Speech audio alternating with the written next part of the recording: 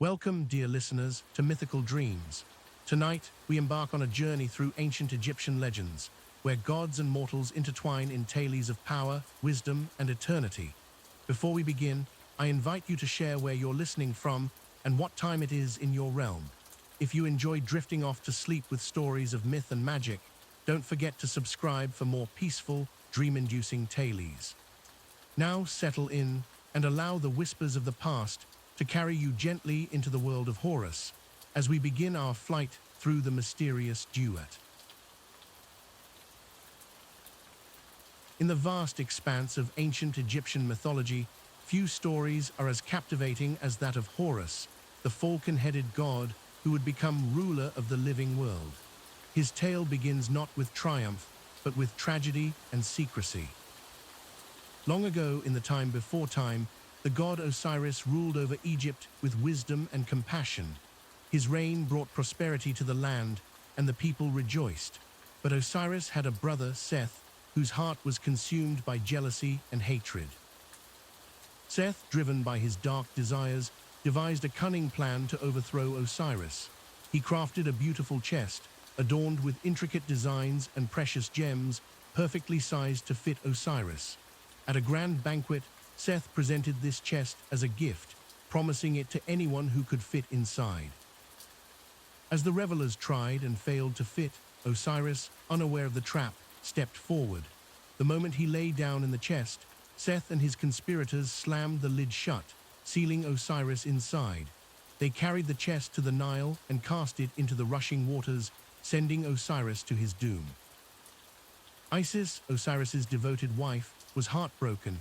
She searched tirelessly for her husband's body, using her magical powers to scour every corner of Egypt. After a long and arduous journey, she finally recovered Osiris's remains. But her joy was short-lived, for Seth discovered her success and, in a fit of rage, tore Osiris's body into 14 pieces, scattering them across the land. Undeterred, Isis embarked on another quest, this time to gather the fragments of her beloved. With the help of her sister Nephthys, she recovered 13 of the 14 pieces. The missing piece, however, had been devoured by a fish in the Nile, lost forever. Using her profound magical knowledge, Isis reconstructed Osiris's body and for a brief moment brought him back to life. In this fleeting instance of resurrection, Isis conceived a child, Horus, the future avenger and rightful heir to the throne of Egypt. Knowing that Seth would stop at nothing to destroy her child, Isis fled to the marshes of the Nile Delta. There, in the dense papyrus thickets of Chemis, she gave birth to Horus in secret. The marshes became a sanctuary, hiding mother and child from Seth's murderous gaze. As you listen to this tale, imagine the quiet rustling of papyrus reeds, the gentle lapping of water against the shore. Let the peacefulness of this hidden refuge wash over you, carrying away the tensions of your day. In this secluded haven, Isis raised her son with utmost care and vigilance. She wove powerful protective spells around him, shielding him from harm and prying eyes. Horus grew strong under his mother's guidance, his divine heritage manifesting in subtle ways. But even in this place of safety, danger lurked. One day, as Horus lay sleeping, a scorpion crept into his chamber. The venomous creature, perhaps an agent of Seth or simply a natural threat, stung the young god.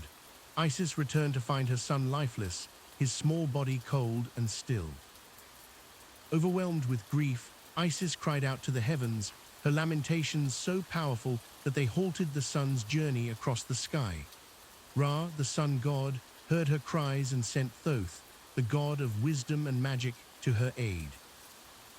Thoth, with his unparalleled knowledge, uttered words of such potent magic that the poison was driven from Horus's body.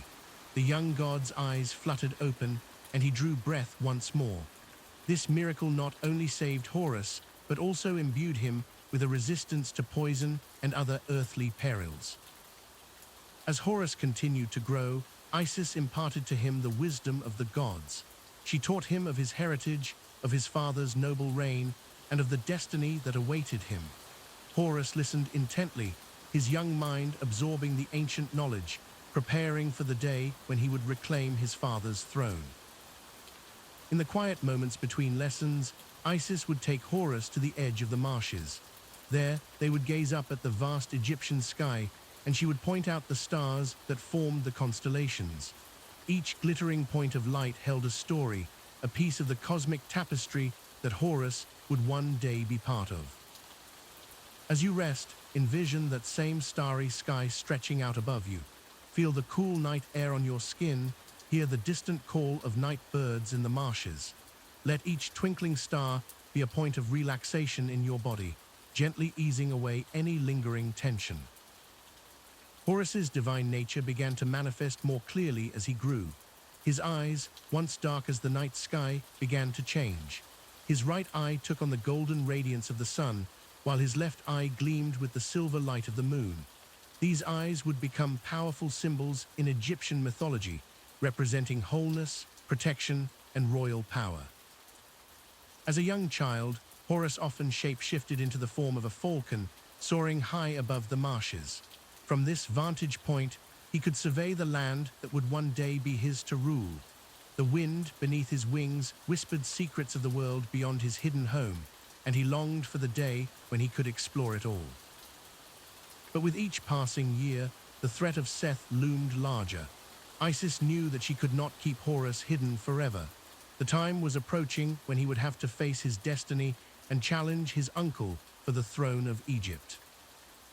In preparation for this inevitable confrontation, Isis began to train Horus in the arts of combat and strategy. She taught him to wield weapons with skill and precision, to read the intentions of his opponents, and to use his divine powers in battle. Yet even as she prepared her son for war, Isis instilled in him the importance of wisdom and justice.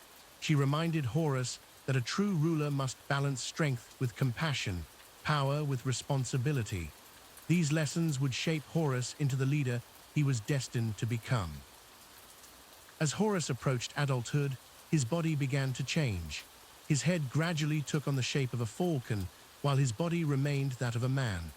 This unique appearance reflected his dual nature, part divine, part earthly, a bridge between the cosmic realm of the gods and the mortal world of humans. In quiet moments, Horus would stand at the edge of the marshes, his keen falcon eyes gazing out towards the horizon.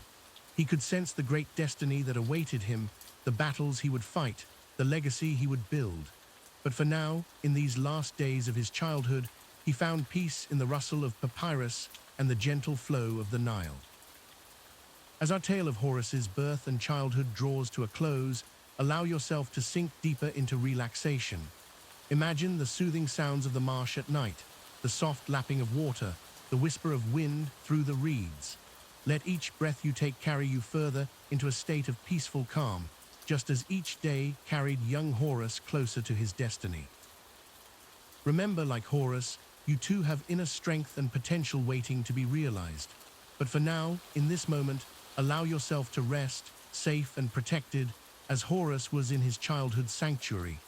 Let the worries of the day fade away, replaced by the tranquil imagery of our story. As we transition to our next tale, carry with you the peace of Horus's hidden refuge. Let it envelop you like a protective spell, guiding you towards restful sleep and pleasant dreams. As the young Horus grew, hidden away in the marshes of Chemis, his mother Isis watched over him with unwavering vigilance. The boy god's falcon eyes, sharp and keen, took in the world around him with a curiosity that belied his divine nature. One day, as the sun rose high in the sky, casting its golden light across the reeds, Horus felt a stirring within him. It was as if the very essence of his godhood was awakening, calling out to be embraced. Isis, sensing this change in her son, knew the time had come for Horus to begin his journey towards his destiny. "My son," Isis said, her voice as gentle as the breeze rustling through the papyrus, "you carry within you the legacy of your father, Osiris. The time has come for you to learn of your heritage and the great responsibility that awaits you."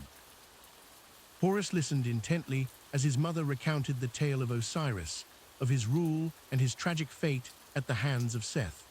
The young god's heart swelled with a mix of sorrow and determination.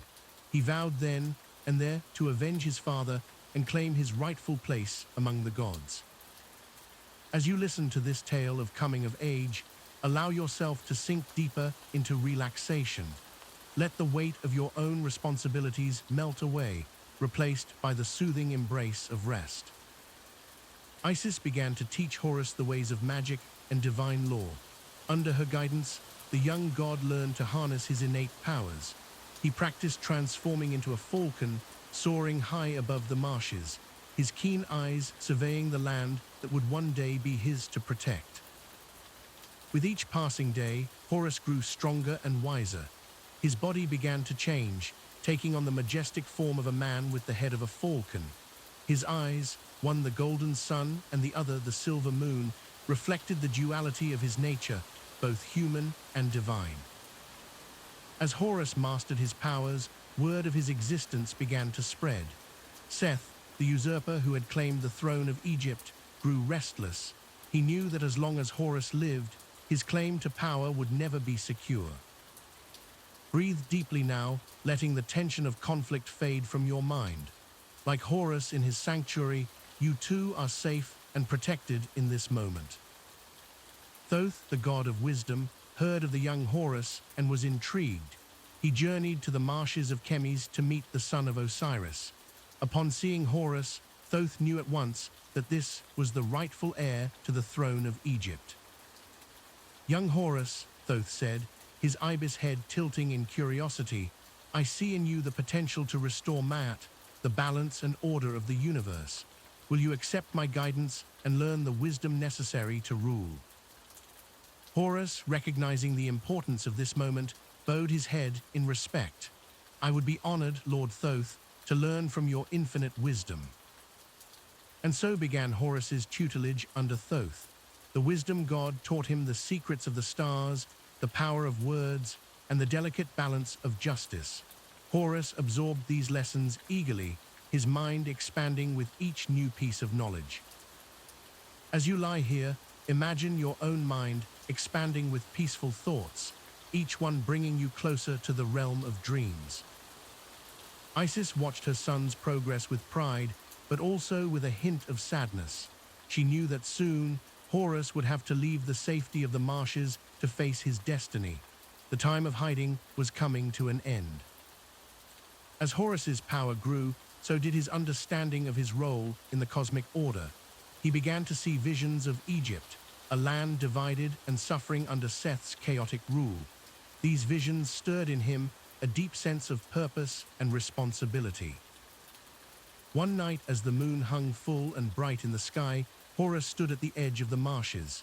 He spread his arms, which transformed into powerful wings, and prepared to take flight. It was time to leave the safety of his childhood and face the challenges that awaited him. Isis approached her son, her eyes shimmering with unshed tears. "My beloved Horus," she said, her voice filled with both pride and concern, "you have grown into a god worthy of your father's legacy. Remember all that you have learned and know that."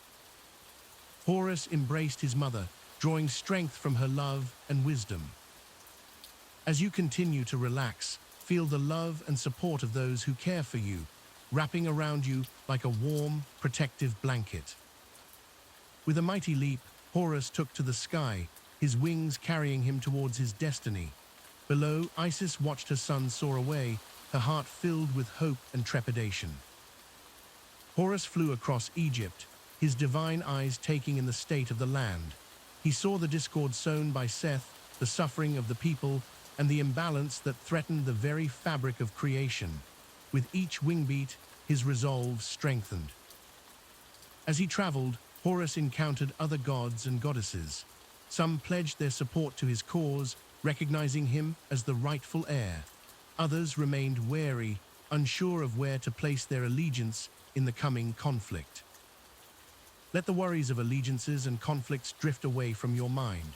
Here, in this moment, sands of sleep, Horus's journey took him to Heliopolis, the great city of the sun. There he stood before the divine council, ready to stake his claim. The young god's presence was commanding, his eyes blazing with the fire of justice and the cool determination of the moon. "I am Horus," he declared, his voice ringing out clear and strong, "son of Osiris and Isis, rightful heir to the throne of Egypt. I have come to challenge Seth and restore Maat to the two lands." The council of gods listened intently, some nodding in approval, others shifting uneasily. The stage was set for the great conflict that would determine the fate of Egypt and the balance of the cosmos. As Horus stood before the council, prepared to face his destiny, he felt the weight of his journey. From a child hidden in the marshes to a god ready to claim his birthright, Horus had come of age.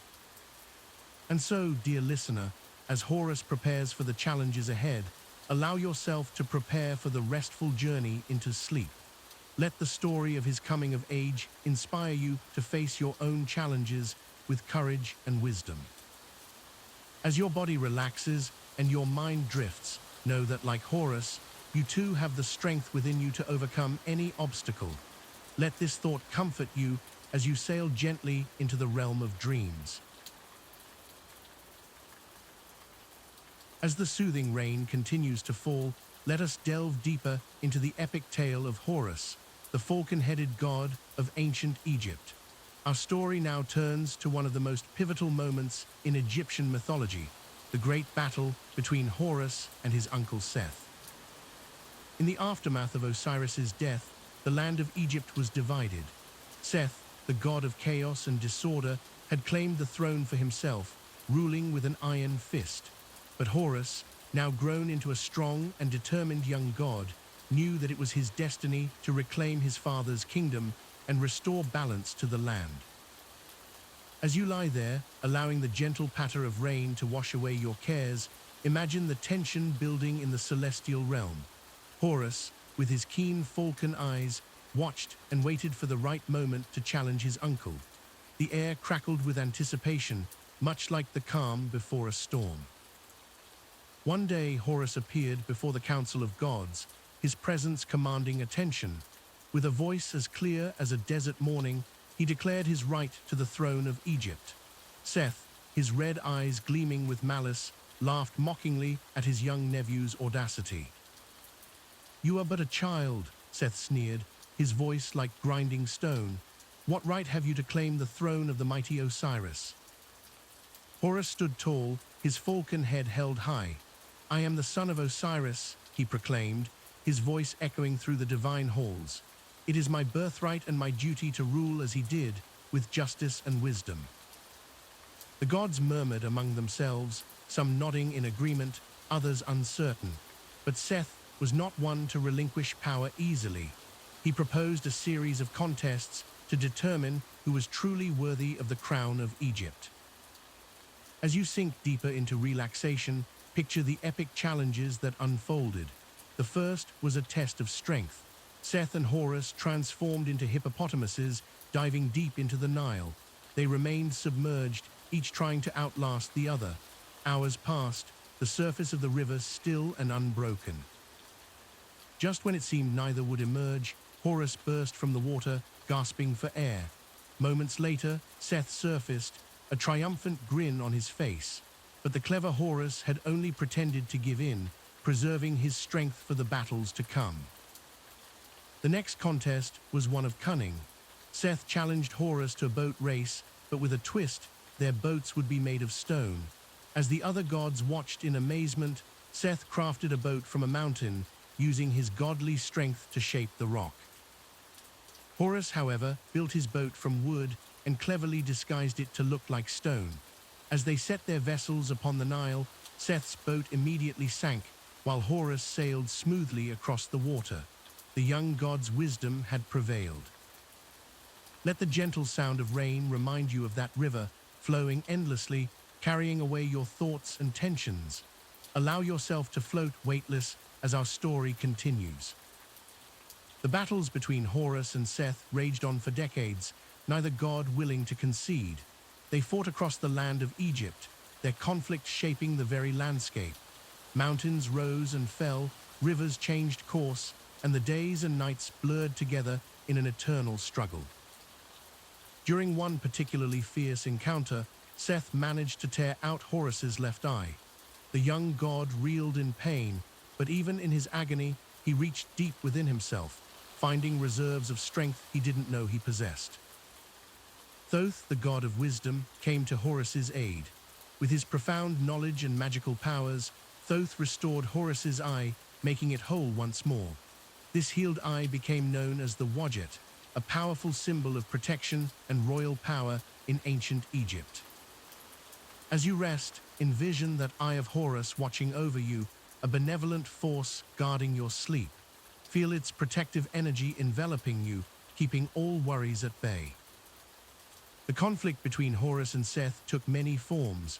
Sometimes they battled as men, trading blows that shook the earth. Other times, they took on animal aspects, Horus as a falcon, swift and keen-eyed, Seth as a storm, wild and unpredictable. In one of their most famous encounters, Seth attempted to shame Horus in front of the other gods. He tried to trick the young god into acts that would prove him unworthy of the throne.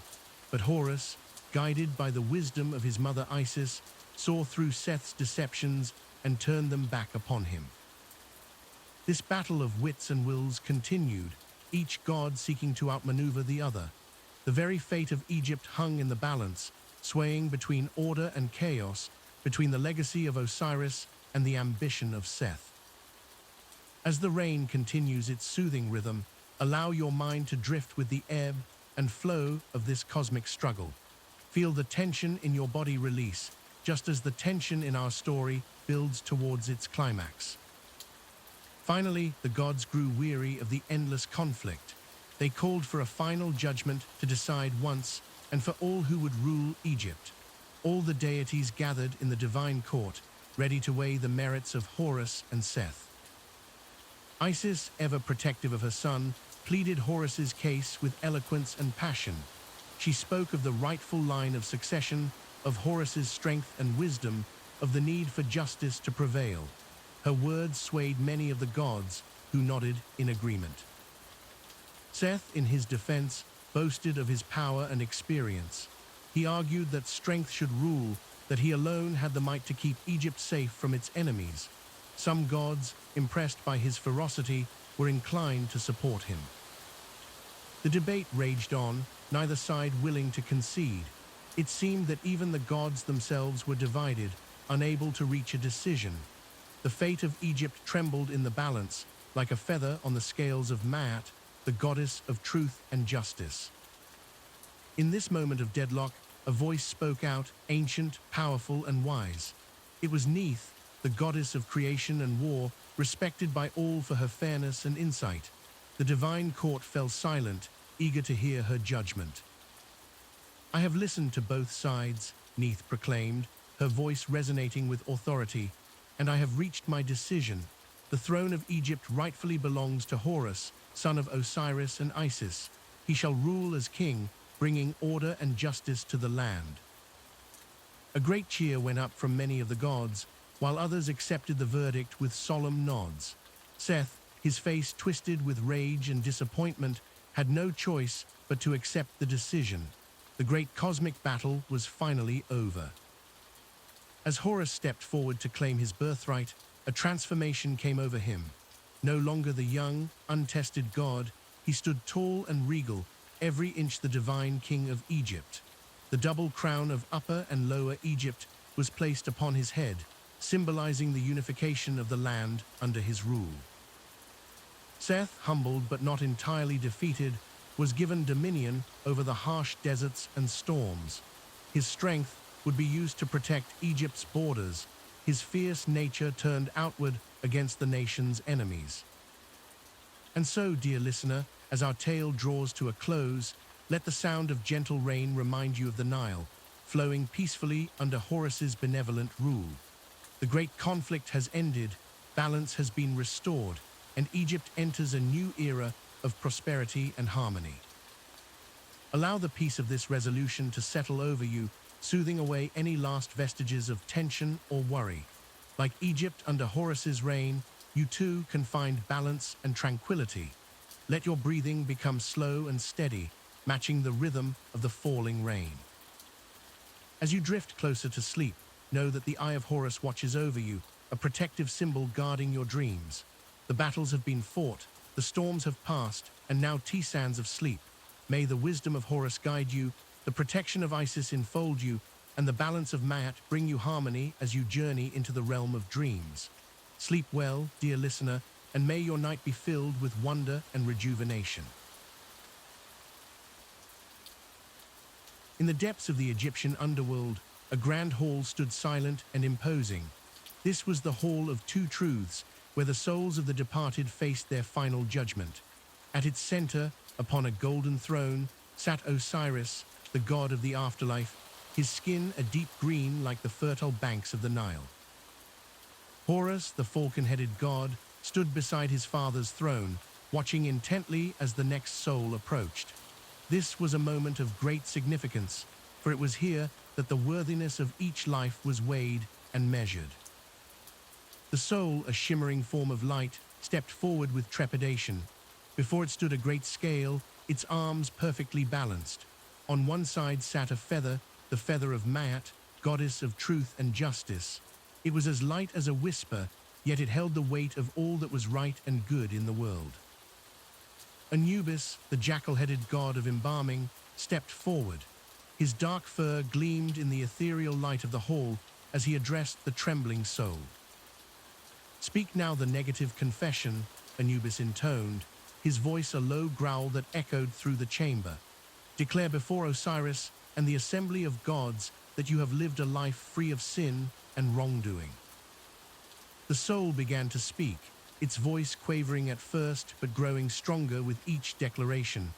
"I have not stolen, I have not lied, I have not murdered, I have not caused others to weep." As the soul spoke, Horus observed the scale. With each truthful statement, the feather remained steady, but as the confession continued, he noticed a slight tremor, a barely perceptible shift in the balance. Thoth, the ibis-headed god of wisdom and writing, stood nearby, his reed pen poised over a scroll. He recorded each word spoken, his keen eyes missing nothing. Horus knew that Thoth's records would be crucial in the final judgment. The negative confession continued, a litany of virtues and abstained vices. "I have not polluted the waters, I have not spoken in anger, I have not closed my ears to the words of truth." As you listen to this recitation of a life lived, allow your own tensions to release. Let each declaration of virtue wash over you, cleansing away the worries and stresses of your day. Feel yourself becoming lighter as the feather of Maat. The soul's voice faltered slightly as it neared the end of its confession. Horus noticed a bead of sweat forming on its luminous brow. The scale trembled almost imperceptibly, and the assembled gods leaned forward in anticipation.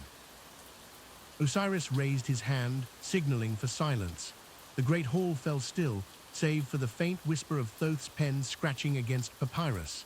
Osiris's eyes, deep and wise, gazed upon the soul before him. "You have spoken your confession," Osiris said, his voice resonating with the power of ages. "Now we shall see if your heart speaks the same truth." At these words, Anubis stepped forward once more. In his hands, he held a small, golden container, the canopic jar that held the soul's heart. With reverent care, he placed the heart upon the empty side of the scale. A collective breath was held as the scale began to move. Would the heart prove as light as the feather, or would it be weighed down by unspoken sins and hidden transgressions? As the scale settles, allow your own heart to settle within your chest. Feel its steady, calm rhythm. With each beat, let go of any guilt or regret you may be holding. In this moment, in the safety of your rest, you are free from judgment. The scale tipped slightly, then slowly began to level out. Horus watched with keen interest as the heart and the feather sought equilibrium. This was always the most crucial moment, where a life's worth was determined by the finest of margins. Finally, after what seemed an eternity, the scale came to rest. The heart and the feather balanced perfectly, their weights exactly matched. A sigh of relief rippled through the assembled gods. Osiris nodded solemnly. "The scales have spoken," he declared. This soul has lived in accordance with Ma'at. It may pass into the field of reeds and enjoy eternal peace. The soul's form brightened with joy and relief.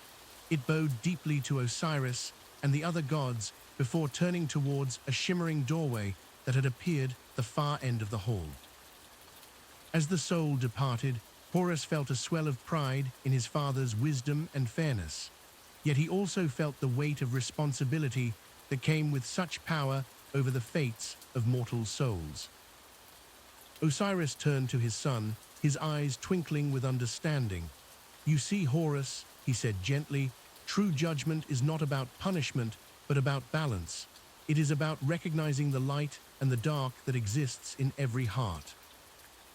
Horus nodded, absorbing his father's words. He understood that this balance was not just for the dead, but for the living as well. It was a reminder of the importance of living with integrity and compassion. As you rest, consider the balance in your own life. Like the scale in the Hall of Two Truths, we all seek equilibrium between our actions and our ideals. Allow yourself to release any imbalance you may feel, knowing that each new day brings a chance for harmony. The next soul approached the scales, and the process began anew. Horus watched as Anubis guided them through the negative confession, as Thoth recorded their words, and as the heart was weighed against the feather of Ma'at. This eternal cycle of judgment and rebirth was the very foundation of Egyptian belief. It was a reminder that every action, every choice, carried weight and consequence. Yet it was also a source of comfort, for it meant that no life was without meaning. Every kind word, every selfless act was recognized and rewarded in the end. As the judgments continued, feel yourself drifting deeper into relaxation. Let the rhythmic procession of souls lull you towards sleep, each judgment a gentle wave carrying you further into peaceful rest. Horus observed soul after soul, each with its own unique story, its own triumphs and failures. Some hearts balanced easily against the feather, while others caused the scale to waver dangerously. For those whose hearts were found wanting, whose negative confessions rang hollow, a terrible fate awaited. Amit, the devourer, a fearsome creature with the head of a crocodile, the front of a lion, and the back of a hippopotamus, stood ready to consume the hearts of the unworthy. Yet even in these moments of failure, Horus saw the compassion in his father's eyes. Osiris always offered a chance for redemption, for the soul to return to the world of the living and try again to live a life of virtue. In this cycle of judgment and renewal, no matter how we may have erred, sands of sleep. As you drift closer to sleep, let this wisdom settle over you like a comforting blanket. Release any lingering doubts or regrets. In this moment, your heart is as light as a feather, free from the burdens of the day. The procession of souls continued, an endless stream of lives lived and judged. Horus stood steadfast by his father's side, learning the delicate art of divine justice, understanding more deeply with each passing moment the great responsibility that came with godhood. And as the Hall of Two Truths fades from your mind's eye, replaced by the soft darkness of approaching sleep, remember the balance of the scales. In your dreams, may you find the perfect equilibrium between justice and mercy, between truth and compassion. Let the gentle whisper of Thoth's pen against papyrus be the last sound you hear as you slip into slumber, knowing that in the great book of life, your story is still being written, full of potential for goodness and light. As the sun rose over the ancient lands of Egypt, Horus, son of Osiris and Isis, ascended to his rightful place as pharaoh. The golden light of dawn reflected off his falcon head, symbolizing his divine right to rule over both the heavens and the earth. Horus stood tall and proud on the balcony of the great palace, his piercing eyes surveying the vast kingdom that now lay under his protection. The Nile stretched out before him, a lifeline of blue cutting through the golden sands, its waters promising fertility and abundance to the land. As the new pharaoh, Horus embodied the perfect union of the divine and the mortal. His falcon head represented his celestial nature, while his human body connected him to the people he would rule. This duality would be the foundation of his reign, a balance between the heavens and the earth. The coronation ceremony was a spectacle of unparalleled grandeur. The air was thick with the scent of incense, and the sound of sistrum rattles filled the air. Priests chanted ancient hymns, their voices rising and falling like the waters of the Nile during the annual flood. Thoth, the ibis-headed god of wisdom and writing, stepped forward to present Horus with the sacred crowns of Upper and Lower Egypt. As he placed the double crown upon Horus's head, a hush fell over the assembled crowd. The weight of responsibility settled on Horus's shoulders, as heavy as the crowns themselves. With the crowns in place, Horus felt the power of the gods coursing through his veins. He raised the crook and flail, symbols of his authority, and the people cheered. Their voices rose like a great wave, washing over Horus and affirming his right to rule. As the cheers subsided, Horus spoke his first words as pharaoh. His voice, strong and clear, carried across the courtyard. He vowed to protect Egypt, to maintain Ma'at, the cosmic order and balance, and to honor the legacy of his father, Osiris. The first days of Horus's reign were filled with both joy and challenges. He walked among his people, listening to their concerns and witnessing their daily lives. From the grand temples of Thebes to the humble dwellings along the Nile, Horus sought to understand the needs of all his subjects. In the fields, Horus watched as farmers tilled the rich soil left behind by the Nile's floods. He blessed their efforts, promising bountiful harvests under his rule. The farmers bowed low, their hearts filled with hope for the future that their new pharaoh would bring. In the workshops of craftsmen, Horus marveled at the skill and artistry of his people. Potters shaped clay into elegant vessels, while metalworkers forged tools and weapons of the finest quality. The pharaoh commissioned great works of art and architecture, knowing that these would stand as testaments to Egypt's glory for millennia to come. As night fell, Horus retreated to the temple of Ra, the sun god. There, in the flickering light of oil lamps, he performed the sacred rituals that would ensure the sun's journey through the night and its triumphant return at dawn. These rites were not just ceremony, they were the very acts that maintained the cosmic order. But Horus's reign was not without its challenges. The memory of the conflict with his uncle Seth was still fresh, and there were those who questioned whether the young god was truly ready to rule. Whispers of dissent reached Horus's ears, carried on the hot desert winds. Undeterred, Horus called upon the wisdom he had gained through his trials. He remembered the teachings of his mother, Isis, and the judgment of the divine tribunal that had confirmed his right to rule. With these memories steeling his resolve, Horus faced each challenge with courage and determination. When a group of nomads from the eastern deserts threatened Egypt's borders, Horus did not hesitate. He led his army into battle, his war cry echoing across the dunes. The sight of the pharaoh, resplendent in his battle armor, his eyes flashing with divine light, was enough to strike fear into the hearts of Egypt's enemies. The battle was fierce, but Horus's strategic mind and warrior spirit prevailed. He drove back the invaders, securing Egypt's borders and proving his worth as a military leader. The soldiers who fought alongside him spoke of his bravery in hushed, awe-filled tones, their loyalty to their pharaoh cemented by his actions on the battlefield. Returning victorious, Horus was greeted by jubilant crowds. The people lined the streets, throwing flowers and singing praises to their pharaoh. Horus accepted their adoration with humility, knowing that his true duty was not to bask in glory, but to serve and protect. In times of peace, Horus turned his attention to matters of justice. He sat in judgment, hearing cases brought before him by his subjects. Rich and poor alike were granted audience, for in Horus's eyes, all were equal before Ma'at, the principle of truth and justice.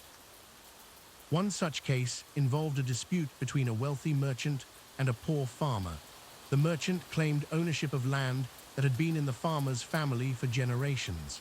As Horus listened to both sides, he weighed their words carefully, seeking the truth that lay beneath the surface. With wisdom beyond his years, Horus saw through the merchant's deceit. He ruled in favor of the farmer, restoring the land to its rightful owner. The farmer fell to his knees in gratitude, tears streaming down his weathered face. Horus helped him to his feet, reminding all present that justice, not power or wealth, was the foundation of a prosperous kingdom. As the years passed, Horus's reign brought a golden age to Egypt. The land flourished under his rule, with bountiful harvests and thriving trade. Great monuments rose from the desert sands, their towering forms a testament to the glory of Egypt and its divine pharaoh. Yet Horus never forgot the lessons of his youth or the importance of maintaining balance. He honored his father, Osiris, with grand festivals, ensuring that the cycle of death and rebirth continued unbroken. He respected his mother, Isis, seeking her counsel in matters both earthly and divine. Even his once bitter enemy, Seth, was given a place in the cosmic order. Though banished from the throne, Seth was tasked with defending Ra's solar Barque as it journeyed through the underworld each night. This act of reconciliation showed Horus's understanding that even chaos had its role in the grand tapestry of existence. As pharaoh, Horus became the living embodiment of Egypt itself.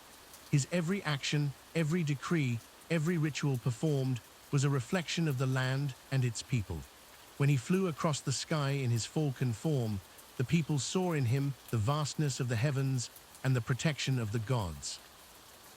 In quiet moments, Horus would stand alone atop the highest temple, gazing out over the land he ruled. He watched the farmers in their fields, the boats sailing on the Nile, the children playing in village streets. In these moments, he felt the weight of his responsibility most keenly and renewed his vow to be a just and worthy pharaoh. And so, under the watchful eyes of Horus, Egypt prospered. The legacy of his rule would echo through the ages, a golden thread woven into the rich tapestry of Egyptian history. Long after his mortal form had passed into the West, the spirit of Horus would continue to watch over Egypt, eternal and unchanging as the stars themselves. As we reflect on the reign of Horus, let us consider the balance he sought to maintain, between sky and earth, between justice and mercy, between the divine and the mortal. In our own lives, we too seek this balance, this harmony that allows us to navigate the complexities of existence. As you lie here, drifting towards sleep, imagine yourself as Horus, surveying your own kingdom of dreams. What challenges will you face? What triumphs will you celebrate? Let the wisdom of the falcon-headed god guide you through the night, protecting you as surely as he protected the land of Egypt. Allow the gentle waves of sleep to wash over you, carrying you to your own field of reeds, where peace and tranquility reign eternal. Like the Nile nourishing the fertile land of Egypt, let restful sleep rejuvenate your body and spirit, preparing you for the dawn of a new day. And as you journey through the night, remember that like Horus, you too have the strength to face whatever challenges may come, the wisdom to make just decisions, the courage to defend what is right.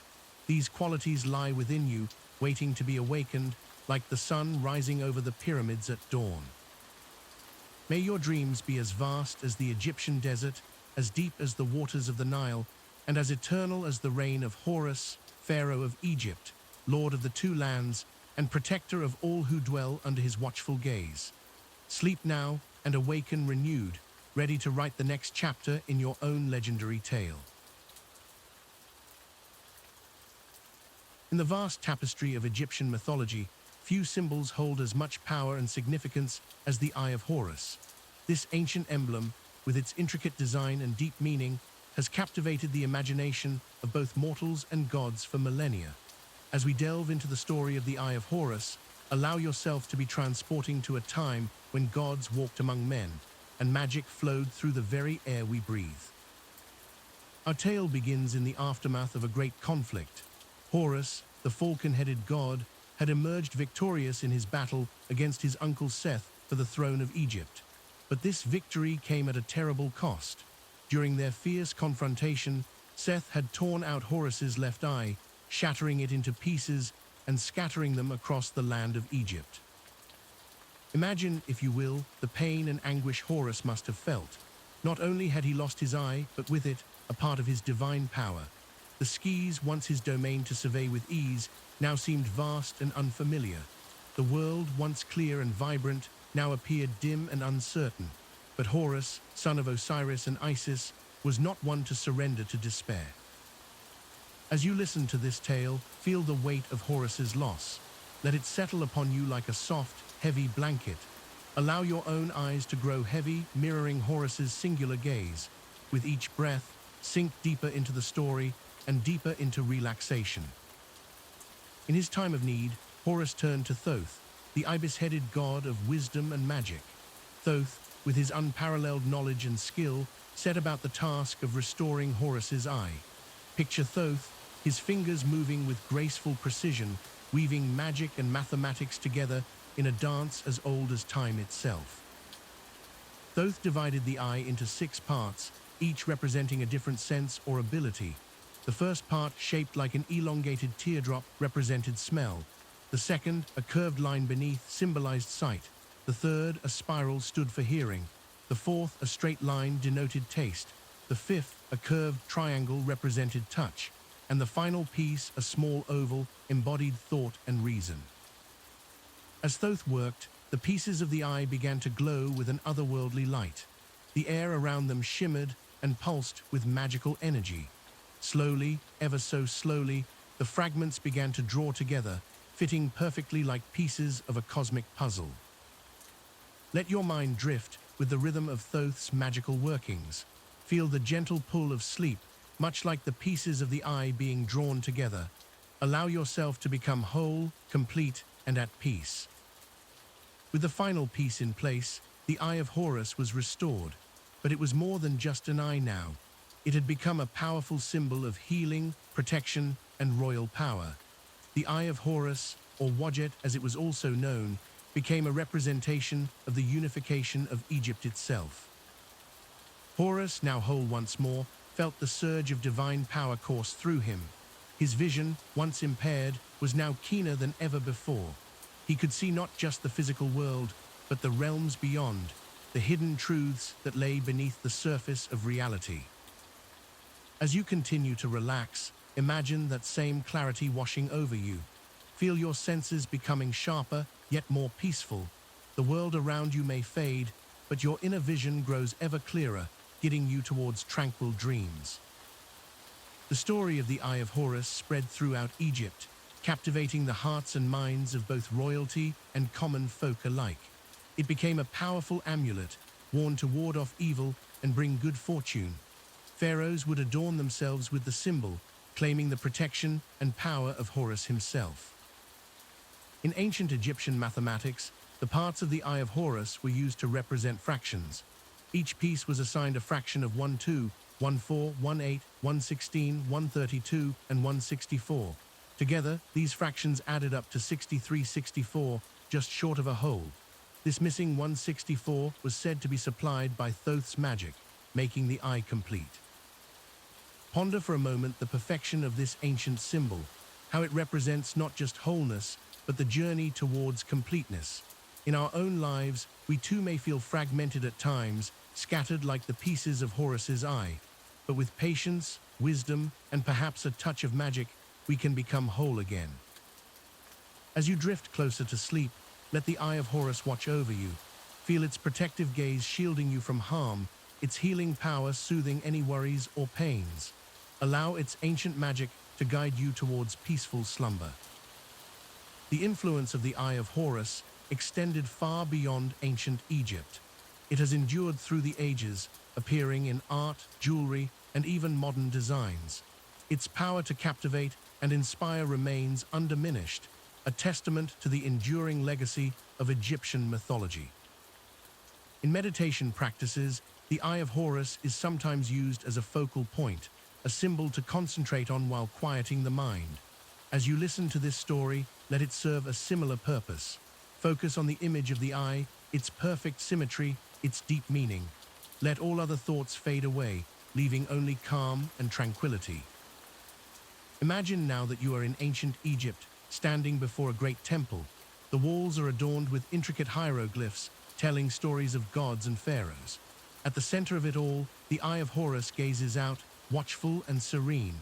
As you look upon it, you feel a sense of peace washing over you, as if the eye itself is blessing you with its protection. The air is warm and still, carrying the faint scent of incense. The sound of the Nile can be heard in the distance, its waters bringing life to the land, just as the Eye of Horus brings wholeness to those who believe in its power. With each breath, you feel more connected to this ancient symbol, more at peace with the world around you. In some versions of the myth, it was Hathor, goddess of love and beauty, who restored Horus's eye. She used her milk to heal the wound, demonstrating the nurturing and restorative power of love. Whether healed by Thoth's magic or Hathor's love, the message remains the same. Even the deepest wounds can be healed, the greatest losses restored. As we near the end of our tale, reflect on the journey of the Eye of Horus. From loss and fragmentation to restoration and power, it embodies the cycle of healing and renewal. In your own life, you too may face challenges that leave you feeling broken or incomplete, but like Horus, you have the strength within you to become whole again. The Eye of Horus reminds us that our struggles often lead to greater strength. Horus's loss became the source of his greatest power, a symbol that would endure for thousands of years. In the same way, our own difficulties can become the foundation of our resilience and wisdom. As sleep beckons, carry with you the lessons of the Eye of Horus. Let it remind you of the power of healing, the strength found in overcoming adversity, and the magic that exists within and around us. May it watch over your dreams, protecting you from harm and guiding you towards renewal. Close your eyes now and picture the Eye of Horus one last time. See its perfect form, feel its protective power. As you drift off to sleep, know that like Horus, you too are whole, complete, and protected. Let the ancient magic of Egypt guide you to peaceful slumber, where dreams of golden sands and timeless wisdom await. As we journey deeper into the realms of Egyptian mythology, we come to a place of great mystery and profound significance, the Duat. This otherworldly realm, often referred to as the Egyptian underworld, is not merely a place of darkness and death, but a complex landscape of transformation and rebirth. Imagine, if you will, a vast expanse that exists between the world of the living and the realm of eternal life. The Duat is this liminal space, a twilight world where the sun god Ra travels during the hours of night, battling against the forces of chaos to be reborn each morning. As we explore the Duat, picture yourself floating gently through its mysterious regions, each breath drawing you deeper into a state of peaceful relaxation. Let the tension in your body melt away as we embark on this journey through the Egyptian afterlife. The ancient Egyptians believed that the Duat was a perilous realm, filled with obstacles and challenges that the deceased must overcome to reach the field of reeds, their version of paradise. But fear not, for in our journey, these challenges will serve only to deepen our understanding and guide us towards tranquility. The Duat is often depicted as a series of caverns or a winding river flowing through the body of Nut, the sky goddess. As we float along this cosmic river, feel the gentle current carrying away any lingering worries or concerns. Each bend in the river is an opportunity to let go, to surrender to the flow of this mythical landscape. One of the most important aspects of the Duat is its role in the cycle of rebirth. Just as the sun dies each evening only to be reborn at dawn, so too did the ancient Egyptians believe that human souls could achieve eternal life through the transformative journey through the Duat. As we delve deeper into this realm, imagine the weight of the day slowly lifting from your shoulders. The Duat is a place of transition, of letting go of the old to make way for the new. With each breath, allow yourself to release any tensions or worries, just as the souls in the Duat release their earthly concerns. The journey through the Duat was not one to be taken lightly.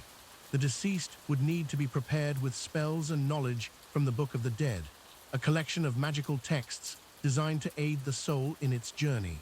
But in our exploration, These spells are transformed into soothing affirmations, getting us towards deeper relaxation.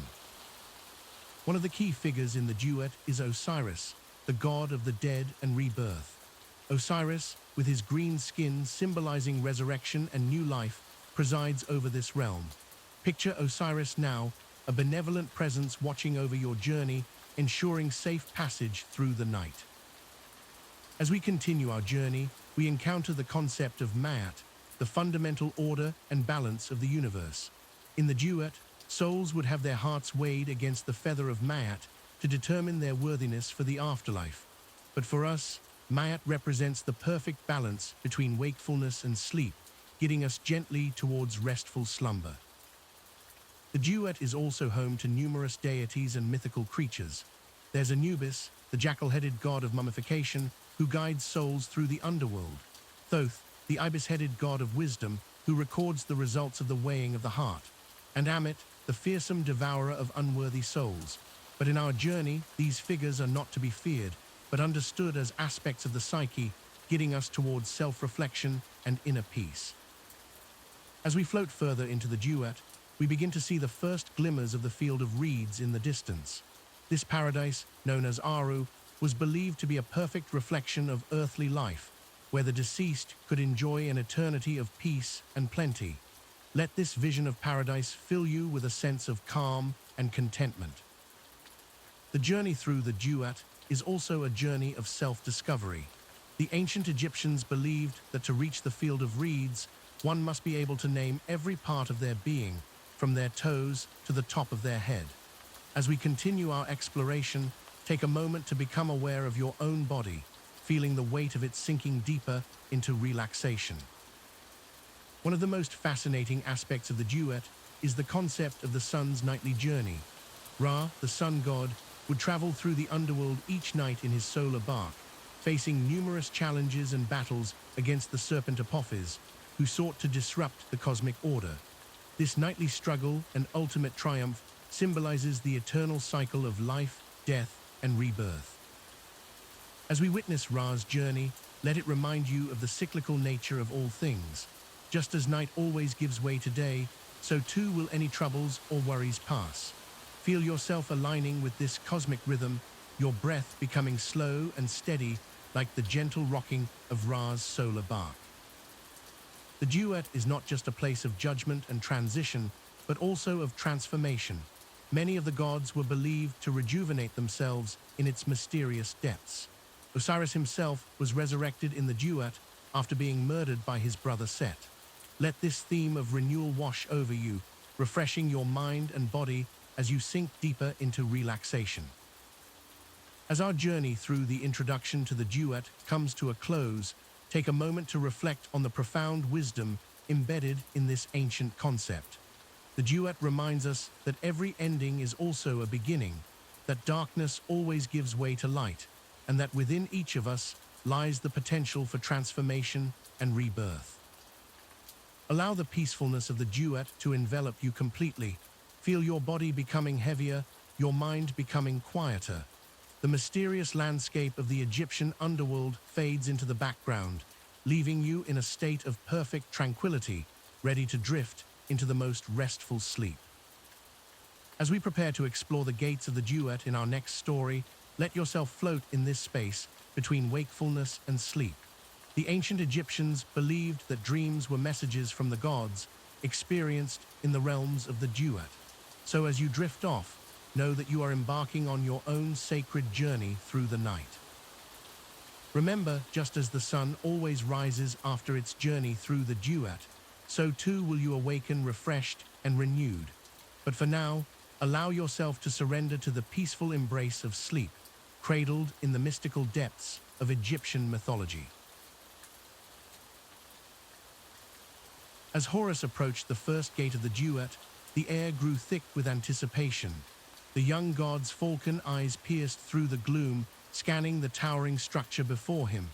This was no ordinary gate. It was a threshold between worlds, a barrier between the living and the dead. The gate itself was a marvel to behold, crafted from ancient stone that seemed to pulse with an otherworldly energy. Intricate hieroglyphs covered its surface, each symbol telling a story of the afterlife and the journey that awaited those who passed through. Horus could feel the weight of countless souls who had stood where he now stood, facing the unknown with a mixture of fear and hope. As you listen to this tale, allow yourself to imagine standing before this monumental gate. Feel the cool stone beneath your feet, the gentle breeze carrying whispers of the beyond. Let the tension in your body begin to melt away, just as the boundary between worlds seems to blur before Horus. The young god took a deep breath, steeling himself for what lay ahead. He knew that this was but the first of many challenges he would face in the Duat. The gatekeeper, a formidable deity named Achan, materialized before him. Achan's form was that of a man with the head of a ram, his eyes glowing with an inner fire that spoke of ancient wisdom and unwavering duty. Achan's voice rumbled like distant thunder as he addressed Horus. "Who seeks passage through the first gate of the Duat?" he demanded, his gaze fixed upon the falcon-headed god. Horus stood tall, his divine presence radiating confidence and purpose. "I am Horus, son of Osiris and Isis, protector of the pharaohs and guardian of the living. I seek passage to continue my journey through the Duat." Achan's eyes narrowed, assessing the young god before him. "Many have stood where you stand, Horus, son of Osiris, but not all are worthy to pass. To enter the realm beyond, you must prove your worth and your wisdom." As you listen to this exchange, allow your own breathing to slow and deepen. Feel the rhythm of your breath mirroring the ebb and flow of the conversation between Horus and Achan. Let each exhale carry away any lingering tension or worry, leaving you in a state of calm alertness. Achan raised his staff, pointing it at Horus. "Answer me this, young god. What is stronger than the mightiest pharaoh, yet gentler than a mother's touch? What can build empires and topple them in a single moment?" Horus pondered the riddle, his mind racing through the wisdom he had gained in his years among both gods and mortals. He thought of the power he wielded, the responsibilities he carried, and the lessons he had learned from both his triumphs and his failures. After a moment of contemplation, Horus spoke, his voice clear and resolute. "The answer, great Achan, is truth. Truth is mightier than any ruler, for it can humble even the most powerful. Yet it is gentle in its honesty, nurturing those who embrace it. Truth can indeed build great civilizations when honored, and destroy them when ignored or corrupted." A smile played at the corners of Achan's lips, his stern demeanor softening ever so slightly. "You speak wisely, son of Osiris, but wisdom alone is not enough to pass through this gate. Show me that you understand the weight of truth in action." As you continue to relax, imagine the weight of truth in your own life. Feel how it grounds you, providing a solid foundation amidst life's uncertainties. Let this sense of stability spread through your body, from the top of your head to the tips of your toes. Horus nodded, understanding the deeper challenge presented to him. He reached into the folds of his divine garments and produced a small feather, the feather of Maat, goddess of truth and justice. Holding it before him, Horus spoke again. "I carry with me the feather of Maat, not as a token or a weapon, but as a constant reminder of the responsibility I bear. In my role as protector and guide, I vow to always seek the truth, to judge fairly, and to act with justice." Achan's eyes gleamed with approval. "You demonstrate wisdom beyond your years, young Horus. But tell me, how will you use this understanding as you journey through the Duat?" Horus stood silent for a moment, considering his response carefully. As he did so, allow yourself to sink deeper into a state of peaceful relaxation. Let the pause in the story create a space for your mind to quiet, your thoughts to slow. Finally, Horus spoke, his voice filled with determination and humility. "As I traverse the Duat." Achan nodded slowly, his form seeming to grow more translucent as he spoke. "Your words ring true, son of Osiris. You have proven yourself worthy to pass through this first gate. But remember, young god, that each gate will present new challenges, new truths to be understood and embodied." With a wave of his staff, Achan stepped aside, and the massive gate began to open. The sound of stone grinding against stone filled the air, yet it was not harsh or jarring. Instead, it resonated with a deep, soothing vibration that seemed to penetrate to the very core of existence. As the gate swung wide, a soft, golden light spilled forth, illuminating the path ahead. Horus took a deep breath, squaring his shoulders as he prepared to step into the unknown. The first test had been passed, but he knew that greater challenges lay ahead. Before he crossed the threshold, Horus turned back to Achan, bowing his head in respect. "Thank you, guardian of the gate, for this lesson." Achan's form was now barely visible, his voice a whisper on the wind. "Go forth, Horus, with truth as your guide and justice as your companion. May your journey through the Duat bring wisdom to the living and peace to the dead." As Horus stepped through the gate, feel yourself being carried along with him on this mythical journey. Let the golden light that surrounds him envelop you as well, filling you with a sense of warmth and security. Allow any remaining tension to dissolve, replaced by a deep sense of peace and tranquility. The gate slowly closed behind Horus, the sound once again resonating with that deep, soothing vibration. As it faded, imagine your own cares and worries fading with it, leaving you in a state of perfect calm and relaxation. And so Horus continued his journey through the Duat, the lessons of the first gate etched into his heart.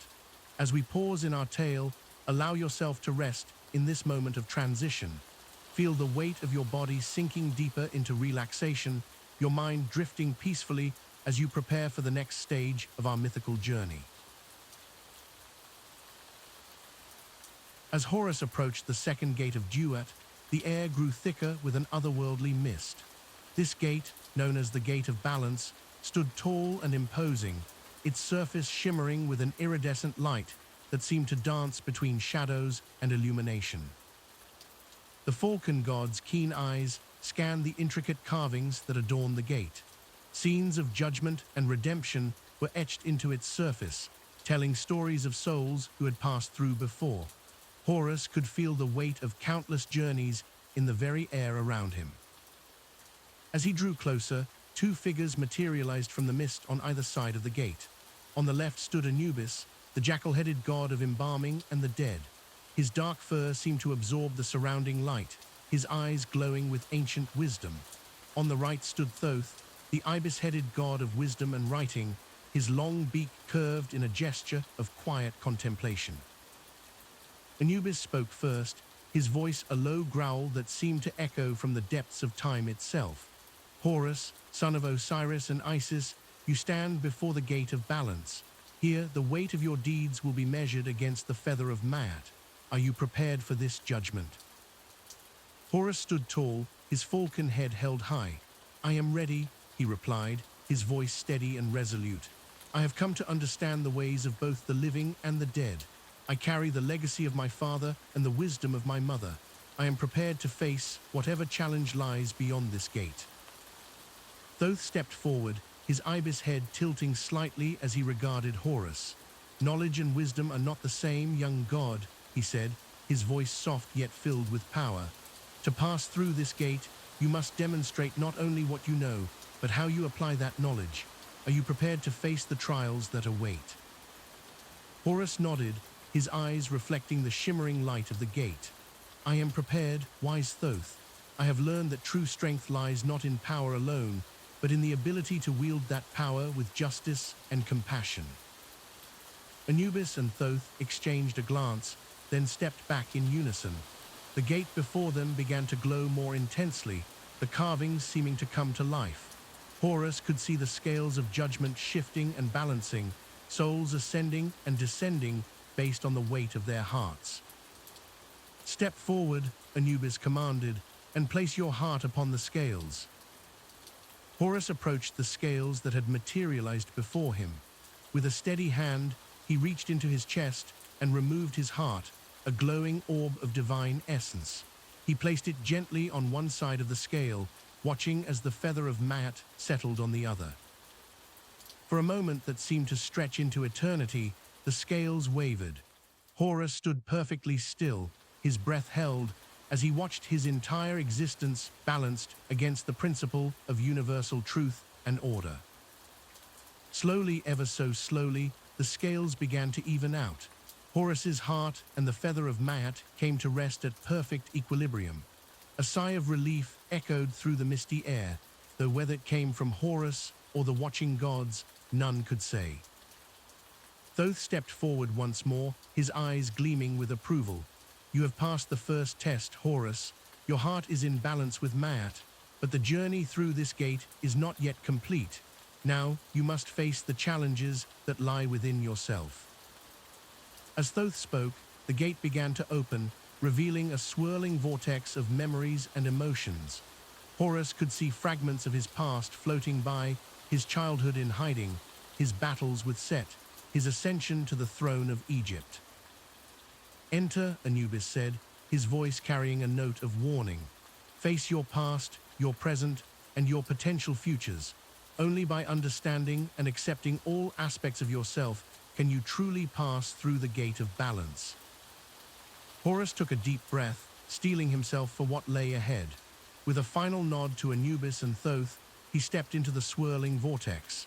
As he did, he felt his consciousness expanding, encompassing not just his own experiences, but those of all who had ever lived and died in Egypt.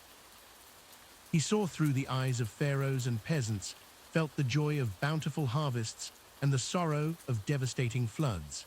He experienced the pride of great monuments rising from the desert sands and the humility of offerings made in small, humble shrines. Through it all, Horus began to understand the true weight of his role as protector and guide. He saw how his actions, both great and small, rippled through time, affecting the lives of countless mortals and immortals alike. As he delved deeper into the vortex, Horus encountered shadows of himself, the vengeful warrior who sought to destroy Set, the prideful god who sometimes forgot the needs of his mortal subjects, the child who still yearned for the embrace of his lost father. With each encounter, Horus faced these aspects of himself not with judgment or rejection, but with understanding and acceptance. He recognized that these were all part of who he was, each playing a role in shaping his journey and his rule. Time seemed to lose all meaning as Horus navigated the swirling chaos of memories and emotions. He felt himself being torn apart and reassembled countless times, each iteration bringing new insights and deeper understanding. Finally, after what could have been moments or millennia, Horus felt himself emerging from the vortex. He stepped out onto solid ground once more, finding himself on the other side of the gate of balance. Anubis and Thoth stood waiting for him, their expressions unreadable. You have passed through the gate of balance, Anubis declared, his voice carrying a note of respect. You have faced yourself in all your forms and found equilibrium. This is a rare achievement even among the gods. Thoth nodded in agreement. You have demonstrated wisdom beyond your years, Horus. You have shown that you understand the delicate balance between power and responsibility, between justice and mercy. These lessons will serve you well as you continue your journey through the Duat. Horus bowed his head in gratitude. Thank you, wise ones. This trial has shown me much about myself and the world I seek to protect. As Horus prepared to continue his journey, he felt a new sense of purpose and clarity. The gate of balance had stripped away his illusions and laid bare the truth of his existence. He was not perfect, nor was he expected to be. His strength lay in his ability to acknowledge his flaws and strive always to be better. With a final nod to Anubis and Thoth, Horus spread his wings and took flight once more. The path ahead was still long and fraught with challenges, but he faced it now with a heart unburdened by doubt and a mind clear in its purpose. As he soared through the mystical realms of the Duat, Horus reflected on the lessons of the Gate of Balance. He understood now that true leadership was not about being infallible, but about striving for balance in all things, between strength and compassion, between tradition and progress, between the needs of the gods and the needs of mortals. The air around him seemed to whisper with the voices of all those he had experienced in the vortex, the hopes, dreams, and fears of countless souls. Horus listened to these whispers, allowing them to guide him and remind him of the great responsibility he carried. And so Horus flew onward, his wings cutting through the mists of the Duat, his heart balanced and his spirit renewed. The journey was far from over, but he faced each new challenge with the wisdom gained from the Gate of Balance, ready to prove himself worthy of the legacy he carried and the future he sought to shape. As Horus approached the third gate of the Duat, the air grew thick with an otherworldly mist. This gate, known as the Gate of Shadows, stood before him like a towering monolith of obsidian, its surface reflecting the dim light of the underworld in eerie, shifting patterns. The falcon-headed god paused, his keen eyes scanning the intricate carvings that adorned the gate. These weren't mere decorations, but a complex series of riddles and warnings. Horus knew that to pass through this gate, he would need to prove not just his strength, but his wisdom and cunning as well. As you listen to this tale, allow yourself to sink deeper into relaxation. Feel the weight of your body melting into your bed, just as Horus's determination settled into his very being. Let each breath draw you further into a state of peaceful calm. Horus approached the gate, his divine presence causing the shadows cast by the gate to writhe and dance. A disembodied voice, as cold and ancient as the stones of the underworld itself, echoed from the gate. "Who dares to approach the Gate of Shadows?" the voice intoned.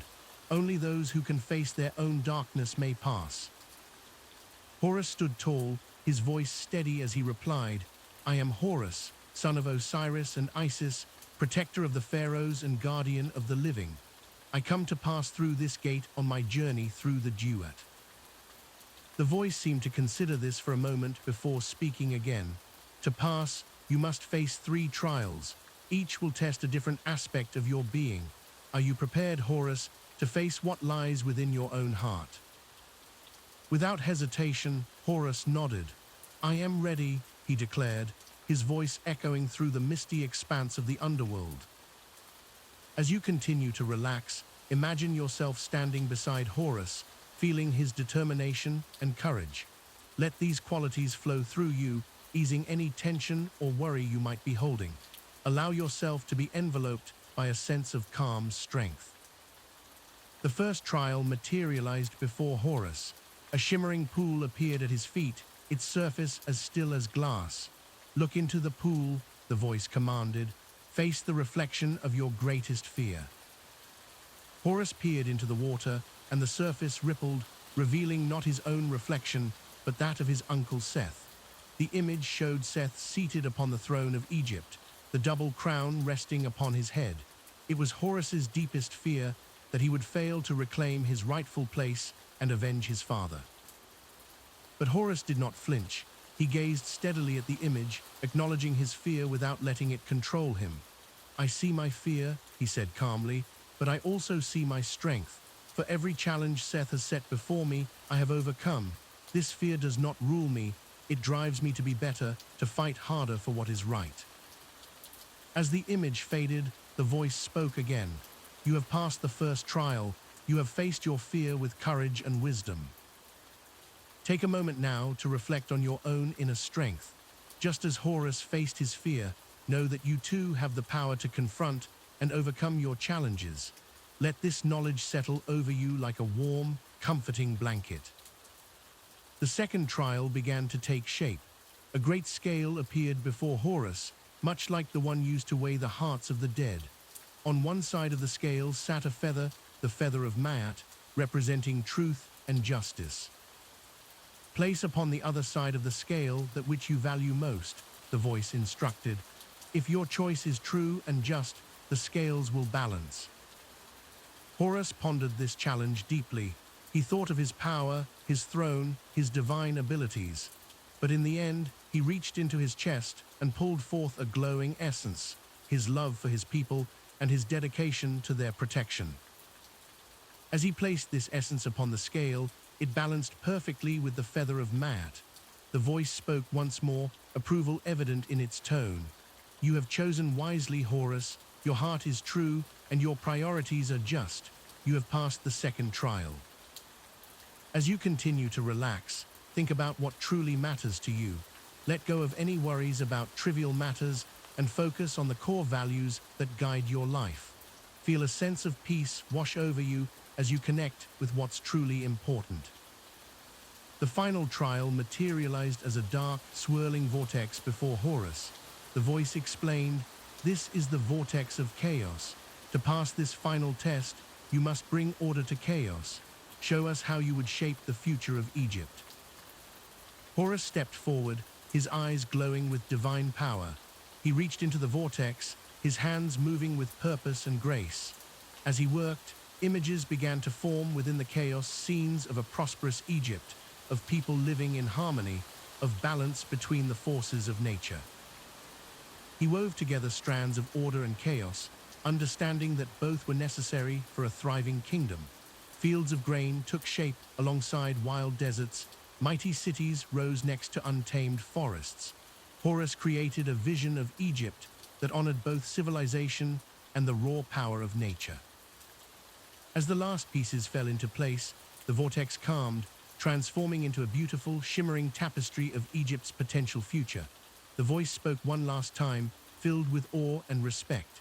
"You have passed the final trial, Horus.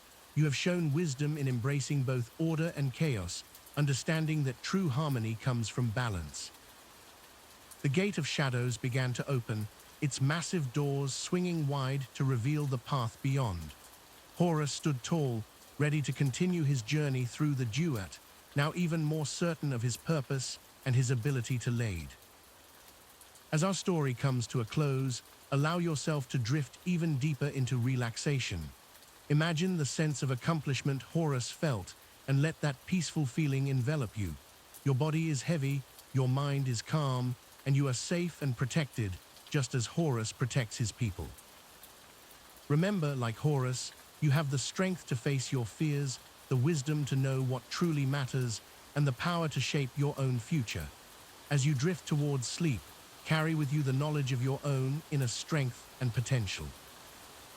Let the gentle sound of rain outside soothe you, much like the calm that settled over the Duat after Horus passed through the third gate. Allow yourself to float peacefully in this moment, drifting gently towards a deep and restful sleep. As Horus approached the fourth gate of Duat, the air grew thick with an otherworldly mist. This gate, known as the Gate of Eternal Flames, stood before him, its surface shimmering with an eerie, flickering light. The falcon-headed god paused, his keen eyes scanning the intricate patterns etched into the gate's surface. The patterns seemed to move and dance, telling the stories of souls who had passed through before.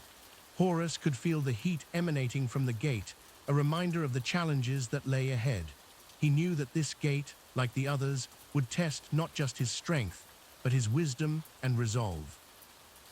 As Horus stepped closer, the gate's guardian emerged from the mist. It was Khebe-Senuef, one of the four sons of Horus, with the head of a falcon like his father. Khebe-Senuef's eyes glowed with an inner fire, reflecting the eternal flames of the gate he guarded. Khebe-Senuef spoke, his voice a mixture of crackling flames and whispered secrets. "Father," he said, "to pass through this gate, you must prove your worth. The flames of eternity burn here, consuming all that is impure. Are you prepared to face the trial of the fourth gate?" Horus stood tall, his divine presence radiating confidence and determination. "I am ready, my son," he replied, his voice steady and resolute. "What must I do to prove myself worthy of passage?" Khebe-Senuef gestured towards the gate, and suddenly the flickering patterns coalesced into a series of riddles, each one burning brightly on the gate's surface. "To pass," he explained, "you must answer these riddles. Each one represents a different aspect of the eternal flame, its power to destroy, to purify, and to illuminate. Answer correctly, and the gate will open. Fail, and the flames will consume you." Horus nodded, understanding the gravity of the challenge before him. He approached the first riddle, which glowed with a fierce red light. The words seemed to dance and twist, but Horus focused his mind, reading aloud. I devour all, from the mightiest pharaoh to the smallest grain of sand, yet I create as much as I destroy. What am I? Horus contemplated the riddle, his mind racing through the possibilities. He thought of the cycle of life and death, of the constant change that defined existence. After a moment of reflection, he answered confidently, "You are time, the eternal flame that consumes all, yet from which all new life springs." The red glow pulsed brightly, then faded, signifying that Horus had answered correctly. Senyuf nodded approvingly, and the second riddle appeared, this time shimmering with a purifying white light. "I am found in the heart of a star and the depths of your soul. I reveal truth and banish shadows. What am I?" Horus closed his eyes, delving deep into his own divine essence. He thought of the light that guided souls through the Duat, of the illumination that came with wisdom and understanding.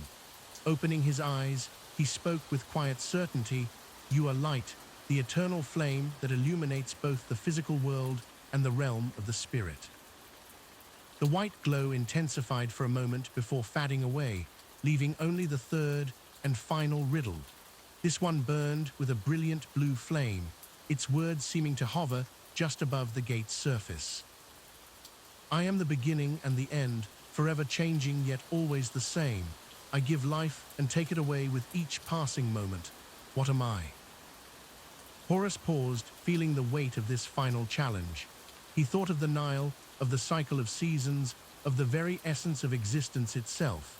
With a deep breath, he gave his answer, "You are change, the eternal flame that transforms all things, bringing both creation and destruction in its wake." As the last word left his lips, the blue flame flared brightly, engulfing the entire gate in its radiance. For a moment, Horus was blinded by the intensity of the light. When his vision cleared, he saw that the gate had transformed, now appearing as a shimmering curtain of multicolored flames. Senyuf stepped forward, his expression one of pride and reverence. "You have proven yourself worthy, Father," he said. "You have shown that you understand the true nature of the eternal flame, its power to destroy, to illuminate, and to transform. The gate now stands open for you." Horus nodded gratefully to his son, then turned to face the open gate. As he prepared to step through, Senyuf spoke once more, his voice carrying a note of warning. "Remember, Father, that the lessons of the fourth gate are not merely riddles to be solved, but truths to be carried with you. The eternal flame burns within all things, and understanding its nature is key to navigating the challenges that lie ahead." With these words in mind, Horus stepped through the gate, feeling the warm embrace of the eternal flames wash over him. As he passed through, he felt a profound sense of transformation, as if the very essence of his being had been purified and strengthened by the trial he had faced. On the other side of the gate, the landscape of the Duat shifted and changed.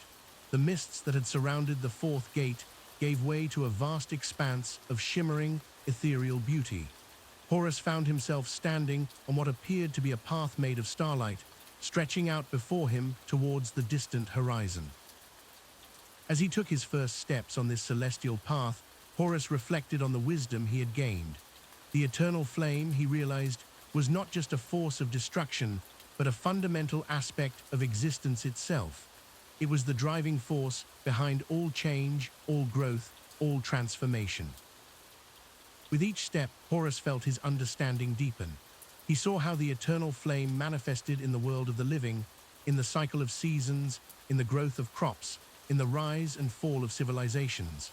He understood that to truly lead and protect, one must embrace change while also preserving the essential truths that formed the foundation of Ma'at, the divine order. As Horus continued his journey through the Duat, the lessons of the fourth gate resonated within him. He knew that the challenges ahead would require not just strength and courage, but also wisdom and adaptability.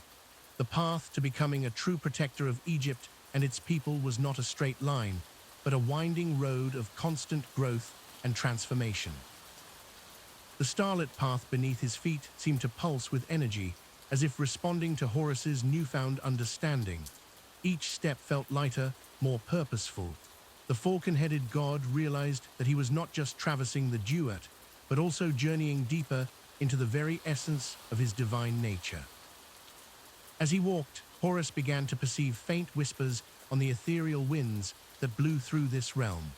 These were the voices of the countless souls who had passed through the Duat before him, pharaohs and peasants, warriors and scribes, all united in their journey through the afterlife. Some of these whispers spoke of the challenges that lay ahead, of the remaining gates that Horus would need to pass through. Others offered fragments of wisdom, echoes of the lessons they had learned on their own journeys. Horus listened carefully, absorbing these insights and adding them to his growing understanding of the Duat and its mysteries. As the path continued to unfold before him, Horus caught glimpses of other realms within the Duat. To his left, he saw vast fields of reeds, swaying gently in an unseen breeze, the Aru, or the field of reeds, where righteous souls found peace and abundance. To his right, he perceived the dark, chaotic waters of Nun, the primordial ocean from which all creation had sprung. These visions served as reminders of the delicate balance that existed within the Duat, and indeed, within all of creation. Horus understood that his role as a divine protector was not just about maintaining order in the world of the living, but also about preserving the cosmic balance that spanned both life and death. As he continued his journey, Horus felt a growing sense of anticipation. He knew that the fifth gate of the Duat lay ahead, bringing with it new challenges and new opportunities for growth. Yet he also felt a deep sense of calm and readiness. The wisdom gained at the fourth gate had prepared him for whatever lay ahead. With each step, Horus reaffirmed his commitment to his divine purpose. He was not just a god seeking to reclaim his throne, but a protector of Maat, a guardian of both the living and the dead.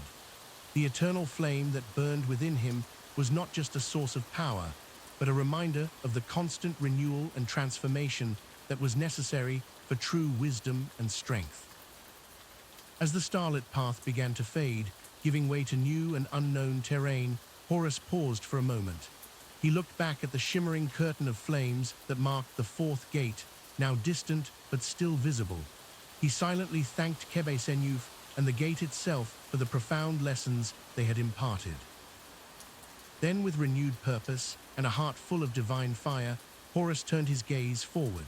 The fifth gate awaited, and with it, new trials and new truths to be uncovered. The journey through the Duat was far from over, but Horus now walked with the eternal flame of wisdom burning brightly within him, lighting his way through the mysteries of the afterlife. As Horus approached the fifth gate of Duat, the air grew thick with an otherworldly mist. This gate, known as the Gate of Shadows, stood before him like a towering monolith of obsidian, its surface rippling with ethereal reflections of the souls that had passed through before. The god prince paused, his falcon eyes scanning the intricate carvings that adorned the gate's frame. These hieroglyphs told the story of Maat, the concept of truth, balance, and order that governed both the mortal world and the afterlife. Horus knew that to pass through this gate, he would need to demonstrate his understanding of these principles. As you listen to this tale, allow the mist of the Duat to envelop your thoughts, gently blurring the edges of your consciousness. Feel the weight of your body sinking deeper into your resting place, just as Horus stands firm before the imposing gate. The guardian of the fifth gate emerged from the shadows. It was Aka, the double lion god who represented the horizon where the sun rose and set. His two heads, one facing east and one facing west, symbolized the past and the future, the known and the unknown. Aka's voice rumbled like distant thunder as he addressed Horus. Son of Osiris and Isis, you who seek passage through the Gate of Shadows, you must prove your worth. Tell me, what is the nature of Maat, and how does it apply to your journey? Horus stood tall, his divine presence radiating through the misty air. He spoke with the wisdom passed down to him by his mother Isis and the experiences of his own trials. Maat is the foundation of existence, the balance that holds the universe in harmony. It is truth, justice, and cosmic order. As Horus's words echo through the Duat, Let them resonate within you. Feel the concept of balance settling into your being, aligning your body and mind in perfect harmony. Allow any tension to dissolve, replaced by a sense of rightness and peace. Horus continued, his voice steady and clear. In my journey through the Duat, I honor Ma'at by facing each challenge with courage and integrity. I seek not just my own passage, but to uphold the order of both worlds, to ensure that justice prevails and balance is maintained. Acre's eyes gleamed with approval, but his test was not yet complete. You speak well, young god, but words alone are not enough. Show me how you embody Ma'at in your actions. Without hesitation, Horus reached into the bag he carried and produced a feather, the feather of truth, symbol of Ma'at herself. He held it up, and as it caught the ethereal light of the Duat, it began to glow with a soft, golden radiance. I carry this feather, Horus explained, not as a token, but as a constant reminder of my duty. Each decision I make, each action I take, I weigh against the lightness of this feather. I strive to keep my heart as light as Ma'at's feather, free from the burden of wrongdoing. As you picture this glowing feather, imagine its soft light spreading through your body, from the crown of your head to the tips of your toes. Feel any remaining tension or worry become as light as that feather, floating away into the peaceful night. Acre nodded, his mane rippling like waves of sand. You have shown wisdom, Horus, but the Gate of Shadows demands more than just understanding. It requires sacrifice. What are you willing to give up to proceed? Horus paused, considering the weight of this question. In this moment of reflection, allow yourself to sink even deeper into relaxation. Each breath you take is a gentle wave, carrying you further into a sea of tranquility. After a moment that seemed to stretch into eternity, Horus spoke. I offer my pride, he said, his voice humble yet unwavering. I acknowledge that while I am a god, I am not infallible. I am willing to learn, to grow, and to admit when I am wrong. This humility is my sacrifice. As Horus's words hung in the air, reflect on the power of humility in your own life. Feel the freedom that comes with releasing the need to always be right, to always be in control. Let this sense of liberation wash over you, easing you further into a state of peaceful rest. Acre's eyes softened, and a low purr of approval rumbled from both his throats. You have chosen wisely, son of Osiris. Pride is a heavy burden, one that can unbalance the scales of Ma'at. By offering it freely, you lighten your heart and clear your path. With a gesture from Acre, the obsidian surface of the gate began to shift and ripple like the surface of a dark pool. It parted, revealing a passage beyond that seemed to be made of living shadow. Pass through, Horus, Acre intoned, and may Ma'at guide your steps. Remember this lesson as you continue your journey through the Duat. The path of righteousness is not always easy, but it is always true. As Horus stepped forward into the shadows, imagine yourself following in his footsteps. Each step takes you deeper into a realm of peaceful darkness, where worries and cares cannot follow. The cool touch of shadow is soothing, wrapping around you like a protective cocoon. Beyond the gate, Horus found himself in a vast chamber where the walls seemed to be made of shifting darkness. Pinpricks of light, like distant stars, twinkled in and out of existence around him. This was the realm of potential, where all possibilities existed simultaneously. In this chamber of infinite possibility, Horus understood that his choices would shape not only his own destiny, but the fate of both the mortal world and the Duat. The weight of this responsibility settled upon him, not as a burden, but as a mantle of purpose. As you envision this chamber of starry darkness, let your mind drift freely among the possibilities. Simply observe the twinkling lights of potential, knowing that in this moment, your only responsibility is to rest and renew. Horus moved through the chamber, his steps sure and steady. The shadows seemed to part before him, recognizing his right to passage. As he walked, he reflected on the lessons of the fifth gate, the importance of balance, truth, and humility. He realized that these principles were not just abstract concepts, but living forces that he must embody in every action, every decision. The path of Ma'at was not always easy, but it was always right. As Horus's journey through the Chamber of Shadows continues, allow your own journey into peaceful sleep to deepen. The gentle rhythm of your breath mirrors the god's steady steps, each inhalation drawing you further into a state of perfect relaxation.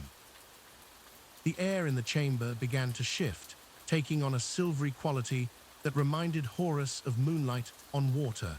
He knew that he was approaching the end of this realm and that new challenges awaited him beyond. But for now, in this moment of transition, Horus paused.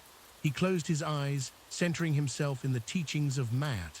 He felt the balance within him, the alignment of his divine purpose with the cosmic order.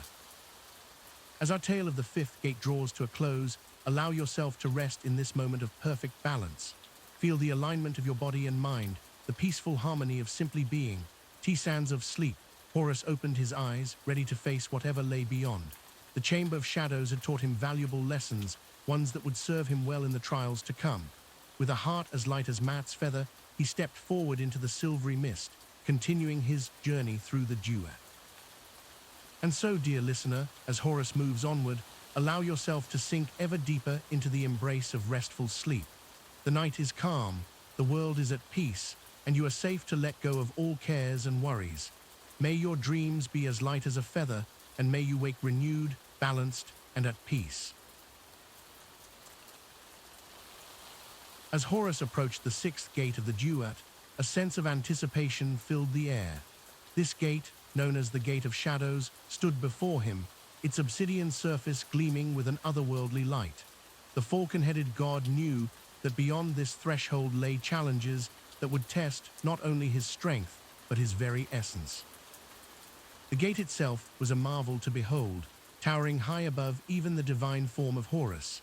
Intricate hieroglyphs adorned its surface, each symbol pulsing with a faint, ethereal glow. As Horus drew closer, he could feel the weight of countless souls who had stood before this very gate, some passing through, others turned away by its guardians. Speaking of guardians, two imposing figures flanked the Gate of Shadows. On the left stood Anubis, the jackal-headed god of mummification and the afterlife. His piercing gaze seemed to look right through Horus, assessing his worthiness to proceed. On the right was Thoth, the ibis-headed god of wisdom and writing, his eyes filled with ancient knowledge and secrets untold. Horus approached with reverence, knowing that these two deities were not merely obstacles to overcome, but embodiments of the very principles that governed the Duat. He bowed his head in respect, acknowledging their authority in this realm. Anubis spoke first, his voice a low growl that seemed to resonate from the depths of the underworld itself. Horus, son of Osiris and Isis, you have come far, but to pass through the Gate of Shadows, you must prove that you have left behind the shadows of your past. What burdens do you still carry? Horus paused, considering the question carefully. He knew that in the Duat, every word held power, and honesty was paramount. I carry the weight of my father's legacy, he admitted. The responsibility of maintaining Ma'at, the cosmic order, in both the mortal world and the divine realms. Thoth nodded sagely, his beak clicking as he prepared to speak. And how do you intend to balance this burden with your own identity, young Horus? For to rule justly, one must know oneself truly. Horus felt the weight of Thoth's words settle upon him. He took a deep breath, centering himself before responding. I seek to honor my father's legacy while forging my own path. My journey through the Duat has taught me that wisdom and strength are not always found in victory, but often in reflection and growth. As Horus spoke, the hieroglyphs on the gate began to shift and change, responding to the truth in his words. Anubis and Thoth exchanged a glance, a silent communication passing between them. Anubis stepped forward, his jackal eyes gleaming. To pass through the Gate of Shadows, you must confront the darkest parts of yourself. Are you prepared to face what lies within? Horus stood tall, his falcon eyes unwavering. I am ready, he declared, for I know that only by acknowledging our shadows can we truly embrace our light. With a nod from both guardians, the Gate of Shadows began to open. As it did, a mist poured forth, enveloping Horus. Within the mist, he saw reflections of himself, not just as he was, but as he could be. He saw versions of himself consumed by anger, by grief, by the thirst for vengeance against Seth. But he also saw versions filled with compassion, wisdom, and the strength to forgive. Horus understood that this was his true test. He had to choose which aspects of himself to embrace and which to let go. As he moved through the mist, he felt the weight of each decision, knowing that it would shape not only his journey through the Duat, but his reign as the ruler of the living world. As he navigated the mist, Horus heard the voices of those he had encountered on his journey, his mother Isis whispering words of encouragement, his father Osiris reminding him of the importance of justice, even Seth challenging him to prove his worth. Each voice added another layer to the tapestry of his being. Slowly, deliberately, Horus made his choices. He embraced his capacity for mercy, recognizing it not as weakness, but as a source of true strength. He acknowledged his anger, but chose not to be ruled by it. He accepted the mantle of leadership, understanding that it came with both privilege and profound responsibility. As the mist began to clear, Horus found himself on the other side of the Gate of Shadows. He felt different, lighter in some ways, yet more grounded in others.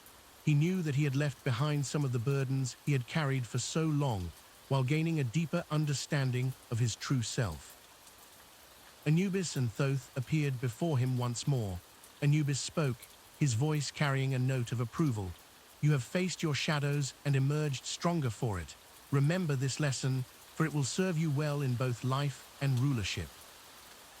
Thoth added, his eyes twinkling with ancient wisdom, "Knowledge of oneself is the beginning of all wisdom.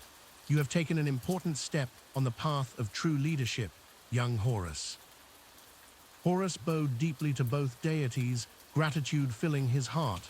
"Thank you for this test," he said. As Horus prepared to continue his journey through the Duat, he paused for a moment of reflection. He understood now that the path of a ruler was not about being perfect or infallible. It was about continuous growth, about facing one's fears and shortcomings and striving always to be better. With renewed purpose, Horus set his sights on the challenges that lay ahead. The seventh gate of the Duat awaited him, and beyond that, the ultimate test in the Hall of Two Truths. But now, having confronted his own shadows, Horus felt more prepared than ever to face whatever trials the Duat had in store. As he moved forward, the Gate of Shadows slowly closed behind him, its surface once again becoming a smooth, obsidian mirror. The hieroglyphs pulsed one last time, as if acknowledging the transformation that had taken place within the young god. And so Horus continued his journey through the Duat, carrying with him the wisdom gained from facing his shadows. Each step took him closer to his destiny, to the throne that awaited him in the world of the living. But more importantly, each step brought him closer to understanding the true meaning of leadership, justice, and the delicate balance of Maat. As we leave Horus at this pivotal moment in his journey, let us take a moment to reflect on our own paths. What shadows do we carry within ourselves? What aspects of our being do we need to confront and understand better? Like Horus, we all face moments where we must look deep within and make choices about who we truly want to be. Remember, dear listener, that facing our shadows doesn't mean eliminating them entirely. It's about understanding them, integrating them, and choosing how they will shape our actions and decisions. In doing so, we can find a deeper sense of peace and purpose, much like Horus did as he passed through the Gate of Shadows. As you continue to relax and drift towards sleep, imagine yourself standing before your own Gate of Shadows. What truths would you acknowledge? What burdens would you set down? What strengths would you embrace? Let these gentle questions guide you into a peaceful state of reflection as you journey towards restful slumber.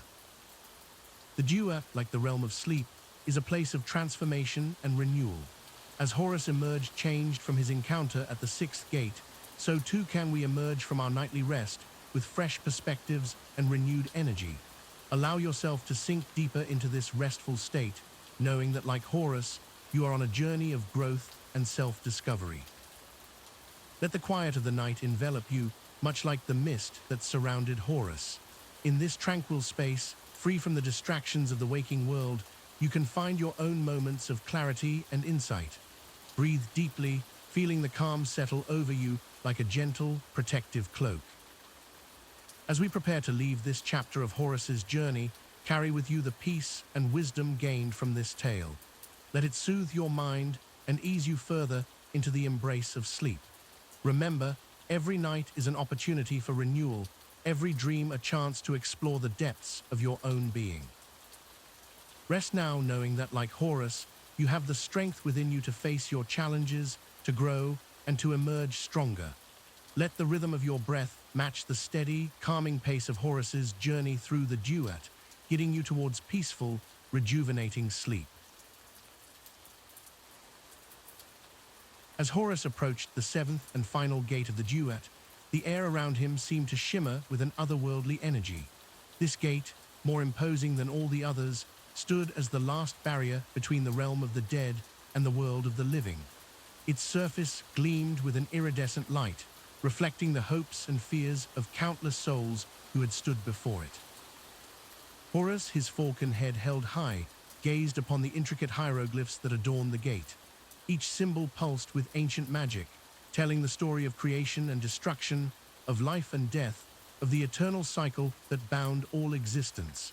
The young god felt the weight of his journey pressing upon him, knowing that beyond this final threshold lay the ultimate test of his worth. As you listen to this tale, allow the tension in your body to release, much like Horus preparing himself for this final challenge. Let each breath carry you deeper into a state of calm and relaxation. The guardian of the seventh gate emerged from the shadows, a being of pure light and energy. Its form shifted constantly, sometimes appearing as a graceful ibis, other times as a wise baboon, and occasionally as a human figure of indeterminate age. This was Thoth, the god of wisdom and writing, keeper of divine knowledge. Thoth's voice, when it came, seemed to emanate from everywhere and nowhere at once. Horus, son of Osiris and Isis, you have journeyed far and overcome much, but the greatest challenge lies ahead. To pass through this gate, you must prove not just your strength or courage, but your wisdom and understanding of the cosmic order. Horus bowed his head in respect, his voice steady as he replied, "I am ready, Lord Thoth. What must I do to prove myself worthy?" Thoth raised his hand, and the air before them shimmered, forming into a great scales. On one side sat a feather, light as air yet glowing with divine power. "This is the feather of Maat, the embodiment of truth, justice, and cosmic balance," Thoth explained. "On the other side we shall place your heart. If it is lighter than the feather, you may pass. But if it is heavier, weighed down by impurity or lack of understanding, you will be cast into oblivion." As you envision this scene, feel the gentle weight of your own body sinking deeper into restfulness. Let any worries or doubts float away, light as the feather of Maat. Horus stepped forward without hesitation, allowing Thoth to reach into his chest and remove his heart. The organ pulsed with divine light as it was placed upon the scales. For a moment that seemed to stretch into eternity, the scales wavered, tipping back and forth.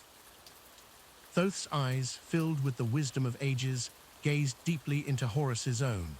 "Tell me, young god, what have you learned on your journey through the Duat? What truth have you uncovered that makes you worthy to rule both the living and the dead?" Horus took a deep breath, centering himself as he considered his response. "I have learned that true power lies not in dominion over others, but in the ability to serve and protect. I have seen that the cosmic order is maintained not through force, but through balance and harmony, and I have come to understand that my own journey is but a small part of the great cycle of existence." As Horus spoke, the scales began to shift. The side bearing his heart rose slowly, becoming lighter with each word of wisdom. Thoth nodded, a smile playing at the corners of his mouth. "You have learned well, young Horus," Thoth said, "but Tiwat is the greatest power in all of creation, that which binds the realms of the living and the dead, that which gives meaning to existence itself." Horus paused, his mind racing through all he had experienced, all the teachings of his parents and the other gods. Finally, with clarity and conviction, he answered, "Love, Lord Thoth. Love is the force that transcends death, that gives us the courage to face our greatest fears, that allows us to forgive and to grow. It is love that motivates us to maintain Ma'at, to strive for justice and harmony in all things." As these words of wisdom wash over you, feel a wave of warmth and peace spreading through your body. Let love, in all its forms, fill your heart and mind, carrying you gently towards the realm of sleep. At Horus's words, the scales tipped decisively. His heart rose, becoming lighter than the feather of Ma'at. Thoth's form seemed to glow brighter, his approval radiating through the chamber. "You have proven yourself worthy, Horus, not just of passing through this gate, but of the great responsibility that awaits you. Remember always the wisdom you have gained, for it will guide you in the trials to come." With a gesture from Thoth, the great gate began to open. Light poured through the widening gap, not the harsh glare of the desert sun, but a soft, welcoming radiance.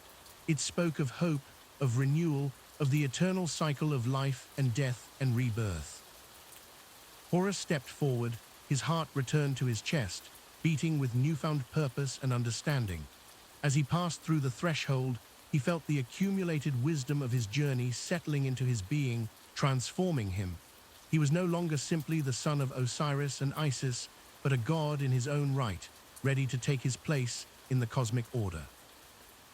As our story draws to a close, allow yourself to follow Horus through that shimmering gate. Imagine stepping into a realm of perfect peace and balance.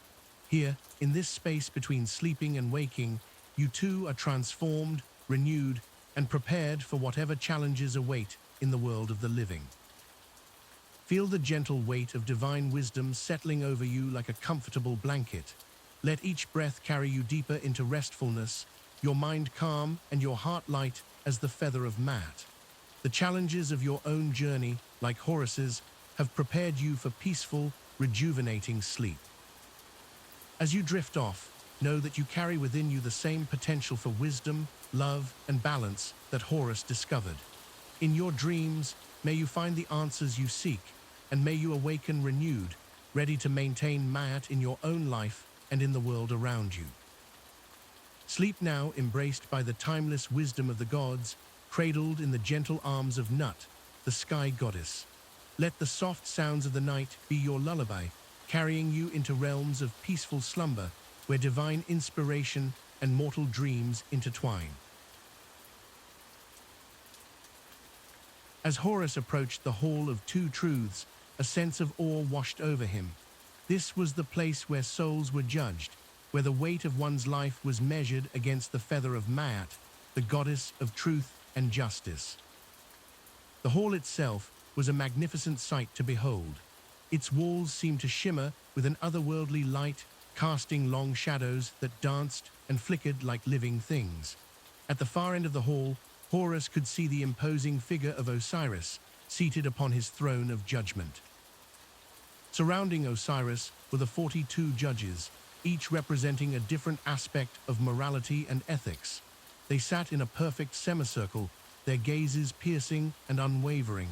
The air in the hall was thick with anticipation, as if the very essence of justice permeated every corner.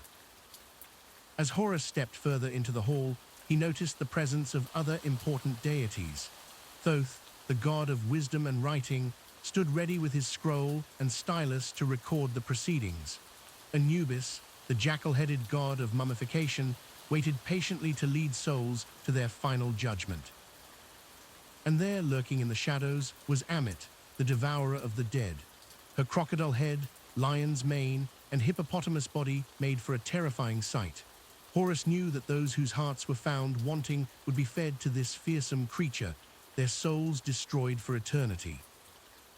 The balance between mercy and justice was palpable in this divine court.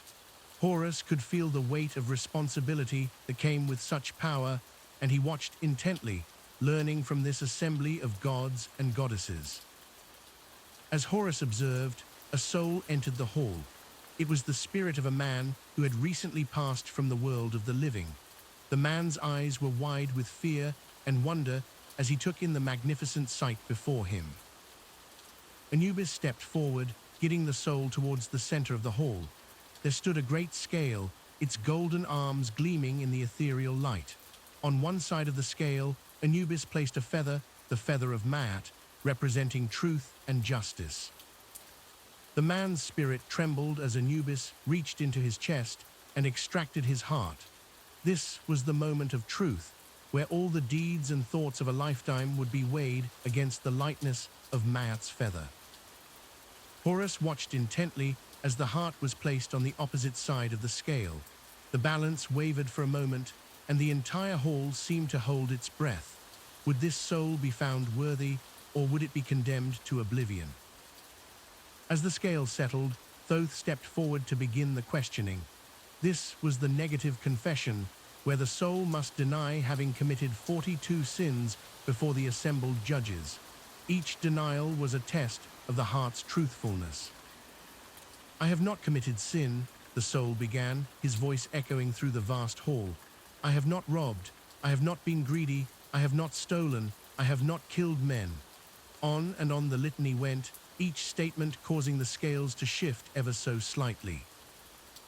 Horus marveled at the process, understanding now the true meaning of justice in the afterlife. It was not merely about punishment or reward, but about the truth that lies within one's heart. As the confession continued, Horus noticed some souls entering the hall whose hearts were heavy with misdeeds. He watched as their hearts outweighed the feather of Maat, and Amit stirred in anticipation of her grisly feast. Yet there were others whose hearts were light, whose lives had been filled with kindness and truth. These souls passed the judgment with ease, their hearts lighter than the feather. Horus saw the joy and relief on their faces as they were granted passage to the field of reeds, the Egyptian paradise. Through it all, Osiris sat silent and watchful, his eyes filled with ancient wisdom. He was the ultimate judge, the one who would make the final decision on each soul's fate. Horus could sense the immense responsibility his father carried, and he felt a renewed respect for the burden of divine rulership. As Horus continued to observe, he reflected on the lessons he was learning. The Hall of Two Truths was not just a place of judgment, but a mirror that reflected the true nature of every soul that passed through it. It was a place of ultimate truth, where no lie could hide and no misdeed could be concealed.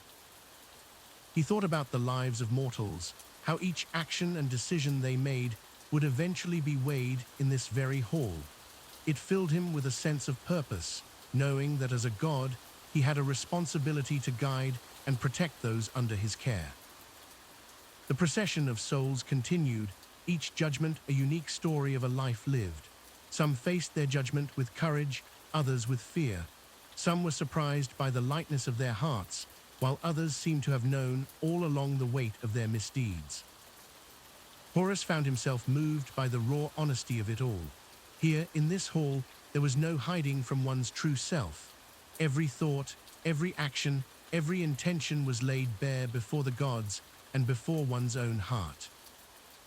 As he watched, Horus began to understand that true justice was not about punishment, but about truth. It was about facing oneself honestly, about acknowledging both the light and the dark within one's soul. This, he realized, was the real test of the Hall of Two Truths. The air in the hall seemed to grow thicker with each judgment, filled with the weight of countless lives and decisions. Yet there was also a sense of peace, a feeling that here, at last, every soul would find its true measure. Horus found himself wondering about his own heart. Though he was a god, he too had faced challenges and made difficult decisions. Would his heart be found light if placed upon the scales? The thought filled him with both humility and determination to continue on the path of righteousness. As the procession of souls continued, Horus noticed the subtle interplay between the gods present. Thoth's careful recording, Anubis's gentle guidance, Amit's patient waiting, all were integral parts of this cosmic ballet of judgment. He saw how Osiris, in his infinite wisdom, considered each case individually. There was no one-size-fits-all judgment here. Each life was unique, each soul had its own story, and Osiris weighed them all with careful consideration. The more Horus observed, the more he understood the delicate balance required to maintain Ma'at, the cosmic order and justice that held the universe together. It was not just about punishing the wicked and rewarding the good, but about maintaining the equilibrium of all existence. As the hours passed, Horus felt a profound change occurring within himself. The Hall of Two Truths was not just a place of judgment for mortal souls, but a place of learning for gods as well. Here, he was gaining insights into the true nature of justice, wisdom, and the complexities of the human heart. He watched as a particularly troubled soul entered the hall. This spirit had led a life filled with both great kindnesses and terrible cruelties. As the heart was placed on the scale, the balance wavered dramatically, swinging back and forth as if unable to settle. The entire hall fell silent, all eyes fixed on the oscillating scale. Even Amit seemed to hold her breath, uncertain of the outcome.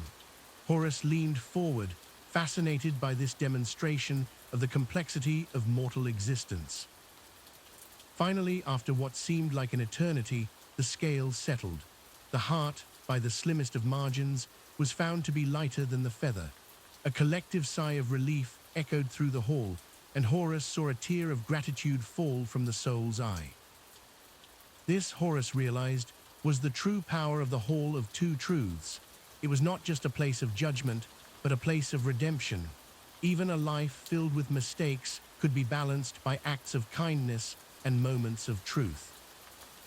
As the judged soul was led away to the field of reeds, Horus caught Osiris's eye. His father gave him a small nod, acknowledging the lessons that had been learned this day. Horus felt a swell of pride and determination. He would carry these insights with him, using them to guide his actions in the world of the living. The procession of souls continued, each judgment adding to Horus's understanding. He saw how the smallest acts of kindness could tip the scales, how a lifetime of small truths could outweigh moments of great falsehood. The complexity and beauty of mortal existence unfolded before him like a grand tapestry. As his time in the Hall of Two Truths drew to a close, Horus felt both exhausted and exhilarated. He had witnessed the very essence of divine justice, had seen the true weight of a life lived. These were lessons he would carry with him always, guiding his actions and decisions in the world above. With a final look at the golden scales, the assembled gods, and the souls awaiting judgment, Horus prepared to continue his journey through the Duat. He left the Hall of Two Truths not just as an observer, but as one who had been profoundly changed by what he had witnessed. The echoes of judgment and the whispers of truth followed Horus as he stepped out of the hall, ready to face whatever challenges lay ahead on his cosmic journey. The wisdom of the Hall of Two Truths would be his guide, a light in the darkness of the underworld. As Horus's journey through the Duat continues, we come to one of the most crucial moments in the Egyptian afterlife, the weighing of the heart. This ritual, central to the judgment of the dead, would determine the fate of every soul that passed through the underworld. Picture, if you will, a vast hall stretching into the shadows. At its center stands a great scale, golden and gleaming, its arms perfectly balanced. On one side of the scale rests a single feather, the feather of Ma'at, representing truth, justice, and cosmic order. As Horus watches, silent and observant, a procession of souls enters the hall. Each one approaches the scale with a mixture of hope and trepidation, for they know that this moment will decide their eternal fate. The first soul to step forward is that of a nobleman, his ethereal form still bearing the trappings of his earthly status. Anubis, the jackal-headed god of mummification, gently removes the man's heart and places it on the empty side of the scale. The hall falls silent as the scale begins to move. Slowly, ever so slowly, the heart descends. For a moment, it seems as though it might be heavier than the feather, but then it stops, perfectly balanced. The nobleman's face relaxes in relief. Thoth, the ibis-headed god of wisdom, records the result on his scroll. This heart is true, he intones, "you may pass to the field of reeds." The nobleman bows in gratitude and moves on, his journey through the afterlife to continue. As you listen to this tale, allow yourself to feel the weight lift from your own heart. With each breath, imagine any burdens or worries becoming lighter, floating away like feathers on a gentle breeze. The next soul to approach is a farmer, her simple garments a stark contrast to the nobleman's finery. Yet here, in the Hall of Judgment, such earthly distinctions hold no meaning. All are equal before Maat's scale. Once again, Anubis places the heart upon the scale. This time, the balance tips quickly, the heart rising high above the feather. A collective gasp echoes through the hall, and the farmer's spirit trembles. But before judgment can be passed, Horus steps forward. He speaks of the farmer's life, of her kindness to strangers and her generosity even in times of hardship. He tells of the crops she shared with her neighbors during a famine and how she cared for orphan children in her village. As Horus speaks, a remarkable thing happens. The farmer's heart begins to lighten, slowly descending until it rests in perfect balance with the feather. Thoth nods approvingly and makes his record. "This heart too is true," he declares. "You may pass." Let this moment remind you that it is not our possessions or status that define us, but the kindness we show and the love we share. As you rest, reflect on the good you have done, no matter how small it may seem. The procession continues, soul after soul facing their final judgment. Some hearts balance easily, while others struggle. Horus observes it all, learning the intricate balance of justice and mercy that governs the afterlife. One particularly poignant moment comes when a child's soul approaches the scale. The tiny heart, when placed on the balance, proves lighter than air, rising up as if it might float away entirely. Anubis gently steadies it, ensuring a fair weighing. Thoth's quill scratches across his papyrus. "This heart knows no sin," he says softly. "It shall pass directly to the embraces of Osiris." The child's spirit, glowing with innocent light, moves on to its eternal reward. As you lie here, listening to these tales of judgment and redemption, allow yourself to feel as light and pure as that child's heart. Let any feelings of guilt or regret dissolve, replaced by a sense of peace and acceptance. The weighing continues, each soul facing its truth. Some hearts are found wanting, too heavy with the weight of misdeeds to balance against the feather. These unfortunate spirits face Ammit, the devourer, a fearsome creature with the head of a crocodile, the front of a lion, and the back of a hippopotamus. Yet even in these moments of failure, Horus watches as some souls, confronted with their misdeeds, show true remorse. In those cases, Osiris himself sometimes intervenes, granting the repentant a chance at redemption. This too is part of the great cosmic balance, justice tempered with mercy, punishment with the possibility of forgiveness. As you drift closer to sleep, consider the power of forgiveness, both for others and for yourself. Throughout the long procession, Horus remains watchful, learning from each judgment. He sees how the gods weigh not just actions, but intentions. A small kindness done with great love often balances the scale more than grand gestures made for selfish reasons. In your own life, remember that even the smallest acts of kindness carry weight. A gentle word, a moment of patience, a smile offered to a stranger, all these things add lightness to the heart. As the hall begins to empty, the last of the souls having faced their judgment, Horus approaches the scale himself.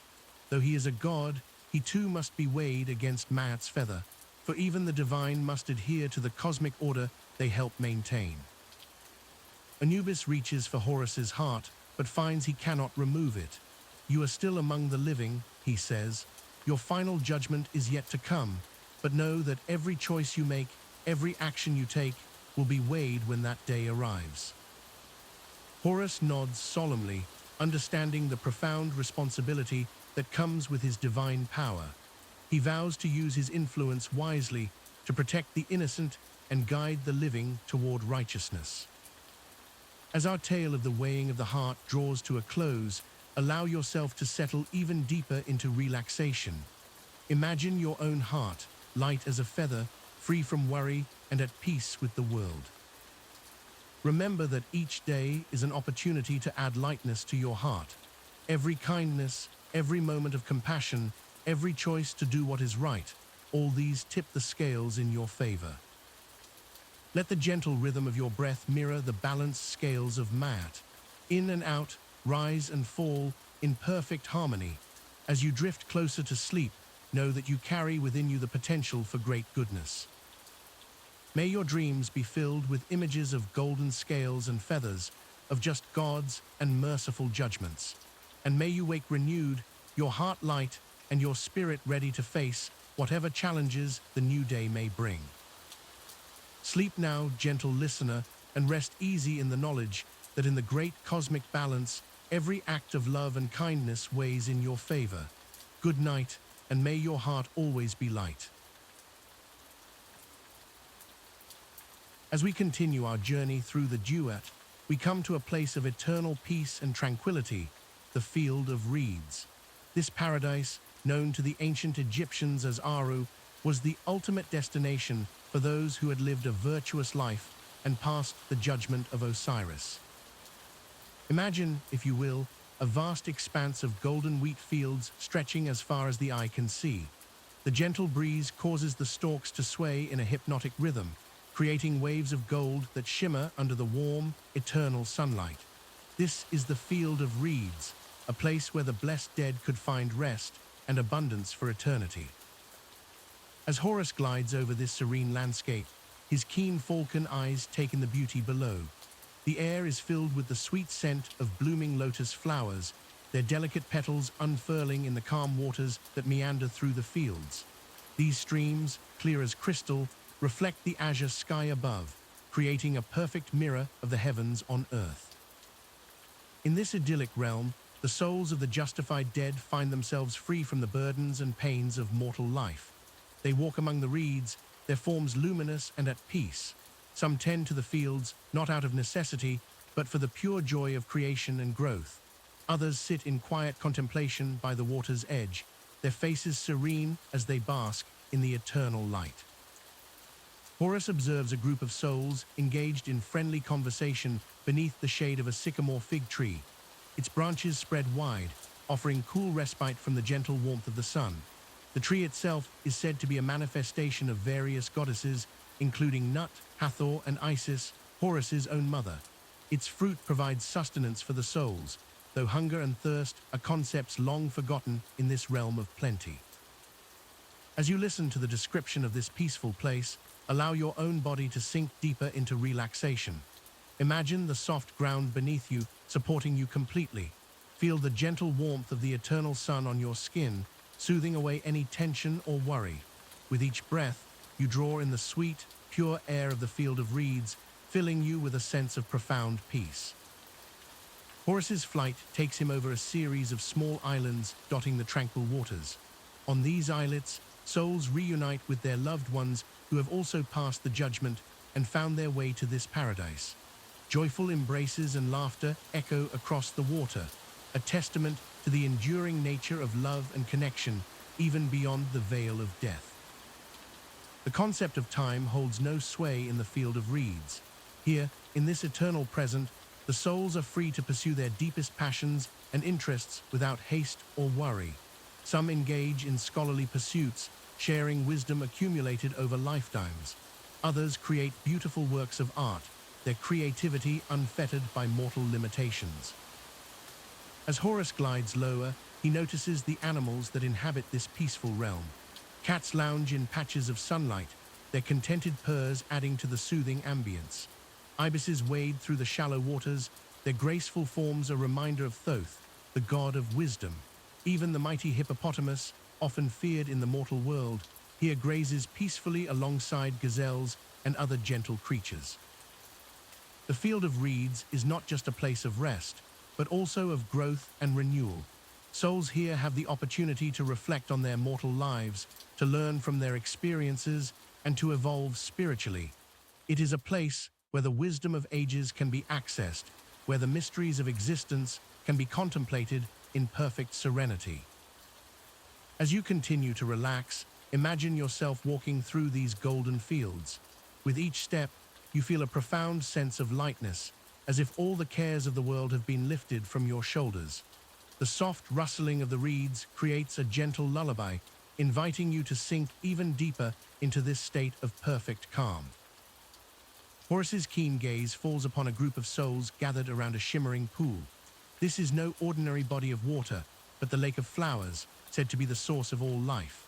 Its surface is covered with lotus blossoms of every color imaginable, their petals unfolding in an endless cycle of rebirth and renewal. The souls here draw inspiration from this eternal wellspring, their own essence resonating with the fundamental rhythms of creation. In the distance, Horus spots the majestic form of his father, Osiris. The god of the afterlife stands tall among the reeds, his green skin a symbol of resurrection and eternal life. Osiris oversees this realm with benevolence, ensuring that each soul finds its place in this paradise. His presence brings a deep sense of security and rightness to all who dwell here. As the falcon god continues his journey, he passes over fields where souls engage in activities they loved in life. Some play Senet, the ancient Egyptian board game, their laughter carrying on the breeze.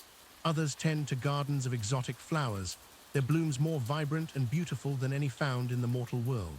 Musicians play harps and flutes, their melodies weaving through the air and adding to the overall sense of harmony. The sky above the field of reeds is always in a state of perfect twilight, a soft, golden light that never fades.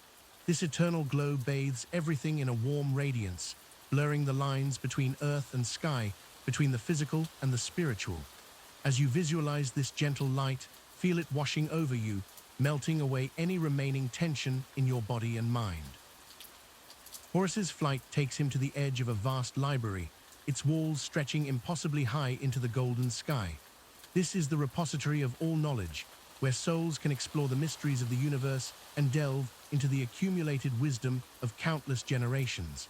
The quiet rustle of papyrus and the soft murmur of scholarly discussion drift out from its open doors, an invitation to eternal learning and growth.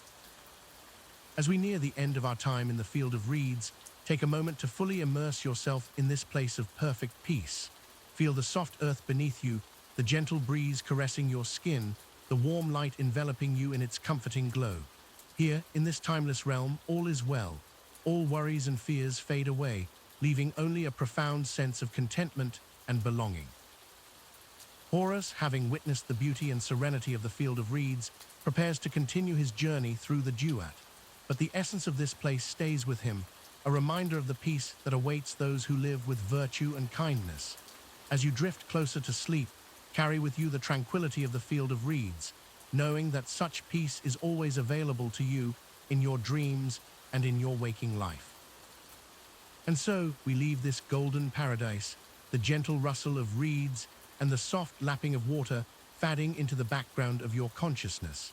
As Horus spreads his wings to soar onward, allow yourself to sink even deeper into relaxation, carried on the wings of peaceful dreams towards restful sleep.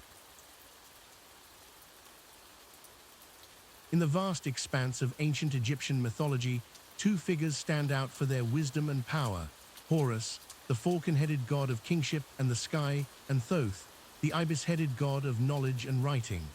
Their story is one of friendship, mentorship, and the pursuit of cosmic balance. Long ago, when the world was still young and the gods walked among mortals, Horus was but a young deity, still learning the ways of his divine heritage. Though he had emerged victorious from his battle with Seth, claiming his rightful place as the ruler of Egypt, Horus found himself overwhelmed by the responsibilities that came with his new role. It was during this time of uncertainty that Thoth, the ancient god of wisdom, took notice of the young Horus. Thoth had long been a neutral party in the conflicts of the gods, preferring to observe and record rather than interfere. But in Horus, he saw great potential, and so he decided to offer his guidance. One evening, as Horus sat upon his throne, pondering the weight of his duties, Thoth appeared before him in a shimmer of moonlight. The ibis-headed god's eyes gleamed with ancient knowledge, and his presence filled the chamber with a sense of calm wisdom. Young Horus, Thoth spoke, his voice as smooth and measured as the flow of the Nile. I see the burden you carry. The role of a king is not an easy one, but with knowledge and wisdom, you can bring great prosperity to Egypt and balance to the cosmos. Horus, humbled by Thoth's presence, bowed his head. Great Thoth, he replied, your wisdom is renowned throughout the heavens and earth. I would be honored to learn from you. And so began a partnership that would shape the destiny of Egypt and the balance of the universe. Thoth took Horus under his wing, teaching him the secrets of the stars, the power of words, and the delicate balance of Ma'at, the cosmic order that governed all things. Under Thoth's tutelage, Horus learned to read the sacred hieroglyphs, unlocking the knowledge of generations past. He studied the movements of the celestial bodies, understanding how they influenced the flooding of the Nile and the cycles of life in Egypt. Thoth taught Horus the art of diplomacy, showing him how words could be as powerful as any weapon. A true king, Thoth would say, rules not just with strength, but with wisdom and compassion. As you listen to this tale, imagine the cool night air of ancient Egypt, the gentle rustle of papyrus reeds in the breeze. Let the wisdom of Thoth and the determination of Horus wash over you, soothing your mind and easing you towards peaceful slumber. One of the most important lessons Thoth imparted to Horus was the concept of balance. He explained how the universe was in a constant state of flux, with forces of chaos and order, light and dark, constantly vying for dominance. Your role, young Horus, Thoth explained, is not to eliminate one side or the other, but to maintain the delicate balance between them. For without darkness, how can we appreciate the light? Without chaos, how can we truly value order? Horus pondered these words deeply, understanding that his battle with Seth was not just about personal vengeance or claiming the throne, but about maintaining the cosmic balance that kept Egypt and the world in harmony. As you rest, consider the balance in your own life. Like the ebb and flow of the Nile, let your breath become steady and rhythmic.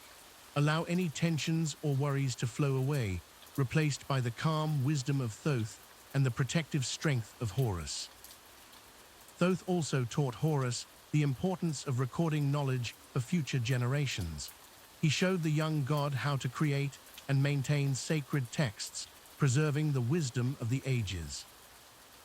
Knowledge is like the stars, Horus, Thoth would say, his eyes twinkling with celestial light. It guides us through the darkness of ignorance and lights the way for those who come after us.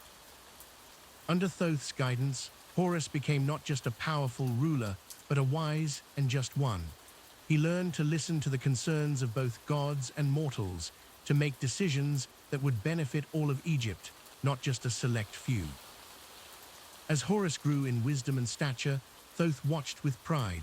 The young god who had once been uncertain and overwhelmed now stood tall and confident, his falcon eyes sharp with knowledge and understanding. But Thoth's lessons were not always easy. He often presented Horus with complex moral dilemmas, challenging the young god to think beyond simple solutions and consider the long-term consequences of his actions. One such challenge came when a great drought threatened Egypt.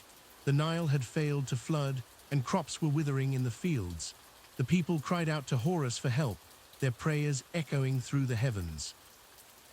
Horus, moved by the suffering of his people, was prepared to use his divine powers to force the Nile to flood. But Thoth stayed his hand, reminding him of the importance of natural balance. Remember, Horus, Thoth cautioned, every action has a reaction. To force the Nile to flood now might bring temporary relief, but it could disrupt the natural cycle and cause greater harm in the future. As you listen, feel the weight of this decision. Like Horus, we often face choices that seem simple on the surface, but carry deeper implications. Allow yourself to release the burden of such decisions as you drift deeper into relaxation. Horus, heeding Thoth's advice, chose a different path.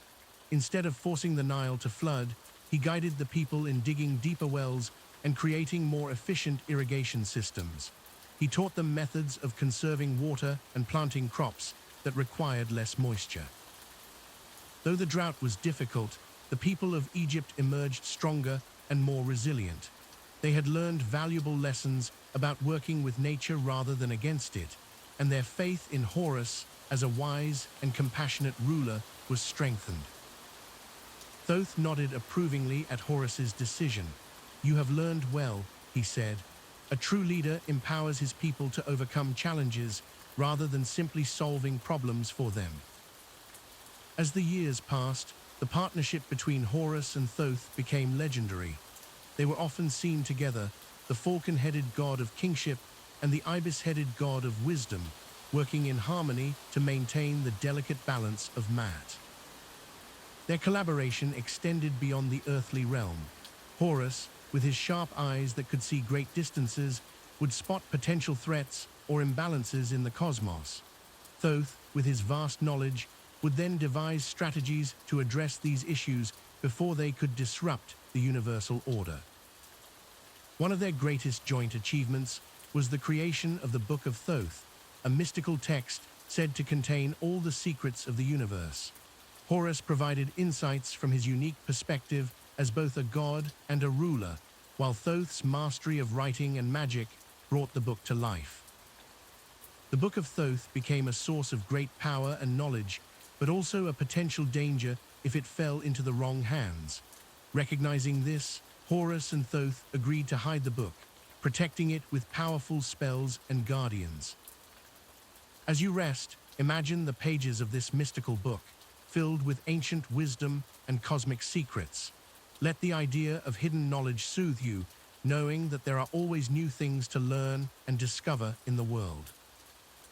The tale of Horus and Thoth teaches us the value of mentorship, the importance of balancing power with wisdom, and the strength that comes from collaboration. It reminds us that even the mightiest among us can benefit from the guidance of others. As your mind drifts towards sleep, carry with you the image of Horus and Thoth standing together under a star-filled Egyptian sky. Let the wisdom of Thoth and the protective strength of Horus watch over your dreams, guiding you to peaceful and restorative slumber.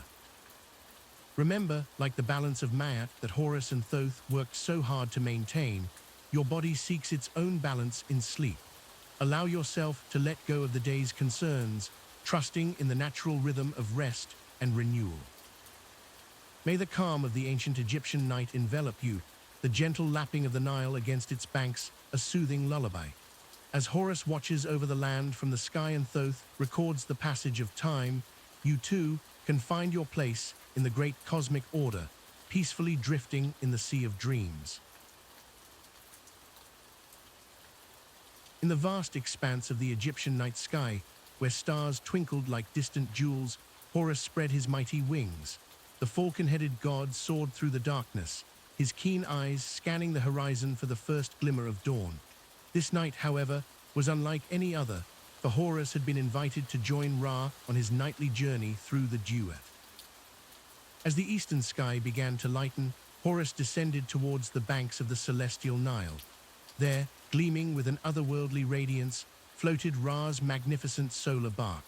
The boat was a marvel to behold, its golden hull adorned with intricate hieroglyphs that seemed to shimmer and dance in the pre-dawn light. Ra, the sun god himself, stood at the prow of the vessel, his falcon head crowned with the solar disk. His eyes, bright as the stars themselves, fixed upon Horus as he approached. With a gesture of welcome, Ra invited Horus to join him on this most sacred of journeys. Horus alighted upon the deck of the solar barque, his talons clicking softly against the polished wood. He bowed his head in reverence to Ra, the creator of all things, the bringer of light and life to the world of men and gods alike. Ra's voice, deep and resonant, filled the air. "Welcome, Horus, son of Osiris and Isis. Long have I watched your journey, your struggles, and your triumphs. Today, you shall witness the cycle that maintains Maat, the cosmic order that binds all of creation." With these words, Ra raised his arms, and the solar barque began to move. It glided smoothly across the waters of the night sky, leaving a trail of starlight in its wake. Horus marveled at the sight, feeling the raw power of creation thrumming through the vessel beneath his feet. As they sailed, Ra spoke of the mysteries of the universe. He told Horus of the daily battle against Apophis, the serpent of chaos who sought to devour the sun and plunge the world into eternal darkness. Horus listened intently, his heart swelling with pride and determination. He vowed silently to stand alongside Ra in this never-ending struggle to protect the light and the order of Ma'at. The barque continued its journey, passing through the 12 hours of the night. In each hour, Horus witnessed wonders beyond imagination. He saw the fields of turquoise where the blessed dead found peace, and the fiery lakes where the damned suffered for their transgressions. In one realm, they passed by the scales of Anubis, where the hearts of the deceased were weighed against the feather of Ma'at. Horus watched as souls were judged, some ascending to paradise, others condemned to oblivion. The sight filled him with a deep understanding of the balance that must be maintained in all things. As they approached the 6th hour, the darkest part of the night, Ra turned to Horus. "Now," he said, his voice grave, "we face our greatest challenge. Apophis awaits, as he does each night, to attempt to end creation." No sooner had Ra spoken than a terrifying roar shook the very fabric of the Duat. From the inky depths rose Apophis, a serpent of impossible size, his scales black as the void and his eyes burning with hatred. The monster lunged at the solar barque, its massive jaws snapping shut mere inches from the hull. Without hesitation, Horus leapt into action. He took to the air, his wings spreading wide as he confronted the Chaos Serpent. Ra stood firm at the prow of the boat, his staff raised high, golden light pouring from it to push back the darkness. The battle was fierce and terrible. Apophis thrashed and coiled, his enormous body threatening to capsize the solar barque. Horus dove and struck, his talons raking across the serpent's scales, while Ra's light seared the creature's flesh. For what seemed like an eternity, they fought. Horus felt his strength beginning to wane, but he refused to yield. He thought of his father, Osiris, and his mother, Isis. He thought of Egypt and its people, of the delicate balance of Ma'at that hung in the balance. With a mighty cry, Horus summoned every ounce of his divine power and struck Apophis with all his might. The Chaos Serpent reeled back, stunned by the force of Horus's attack. Ra seized the moment, unleashing a blinding flash of sunlight that engulfed Apophis. The serpent writhed and thrashed, its body dissolving into the ether, banished once more to the depths of primordial chaos. As the last wisps of Apophis faded away, Horus returned to the solar barque, his chest heaving with exertion. Ra placed a hand on his shoulder, his eyes shining with approval. "You have fought well, Horus," he said. "Your strength and courage are a credit to your divine lineage." With the great serpent defeated, the solar barque continued its journey through the remaining hours of the night. Horus watched in awe as the eastern horizon began to glow, heralding the approach of dawn. The boat climbed higher and higher, ascending towards the border between the Duat and the mortal world. As they reached the threshold of day, Ra turned to Horus once more. "Every night we make this journey," he said.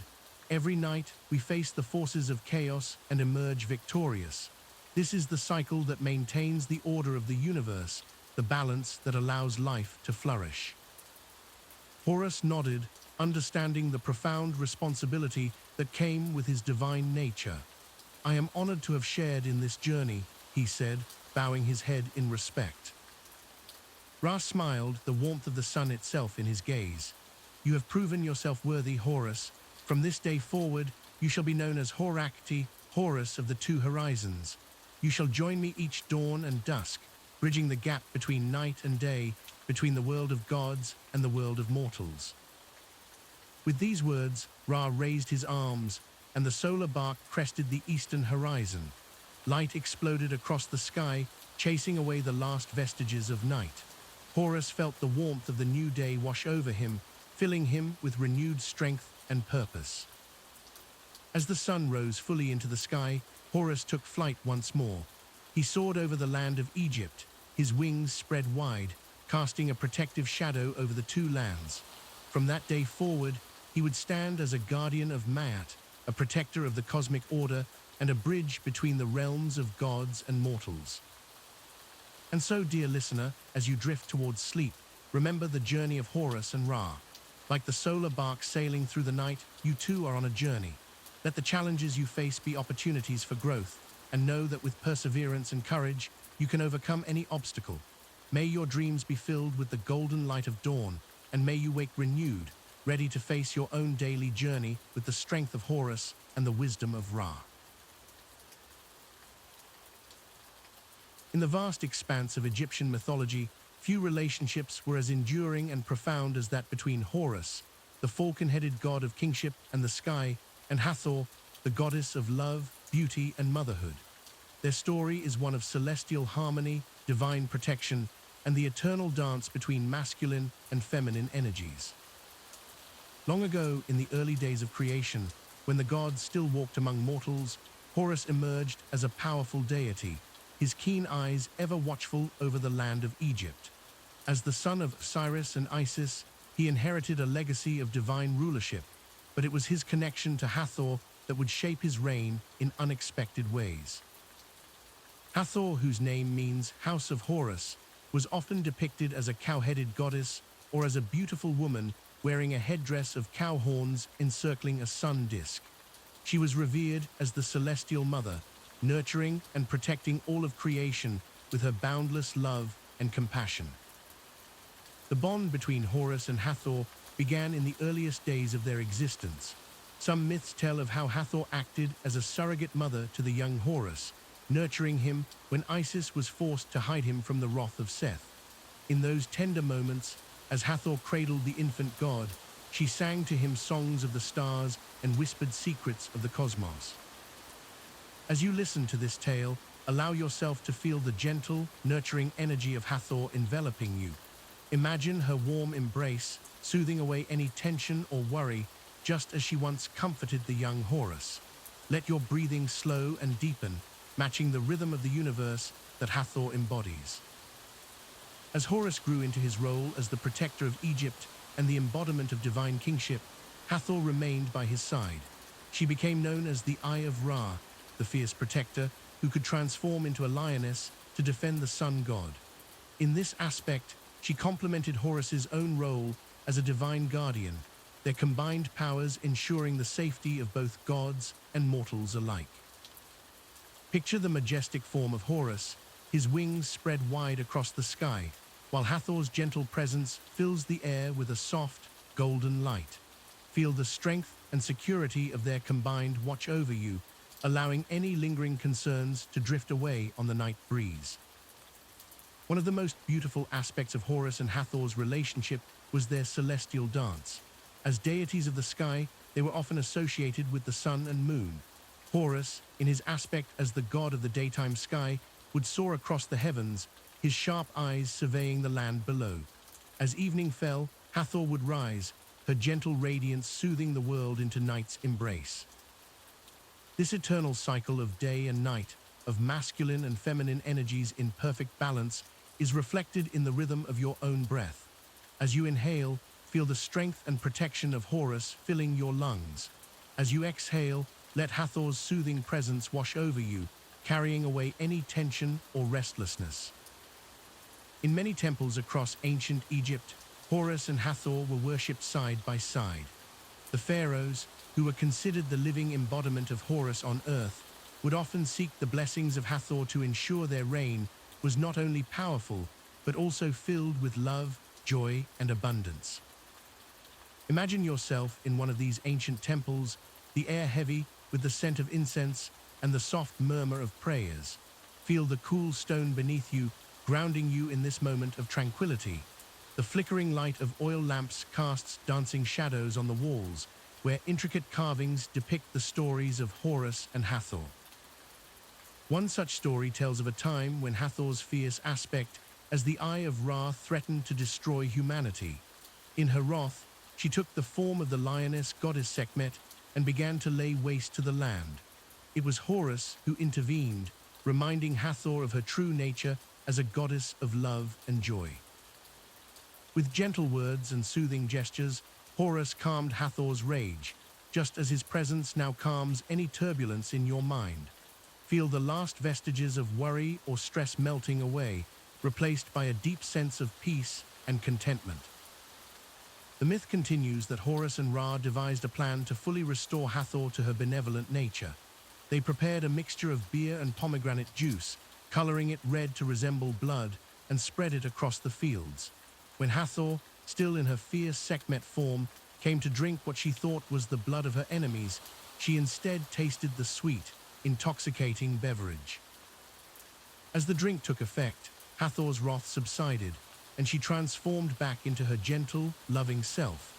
This story reminds us of the power of compassion and understanding to overcome even the most intense anger or fear. As you lie here, let any remaining tension in your body dissolve, like Hathor's rage melting away into peaceful bliss.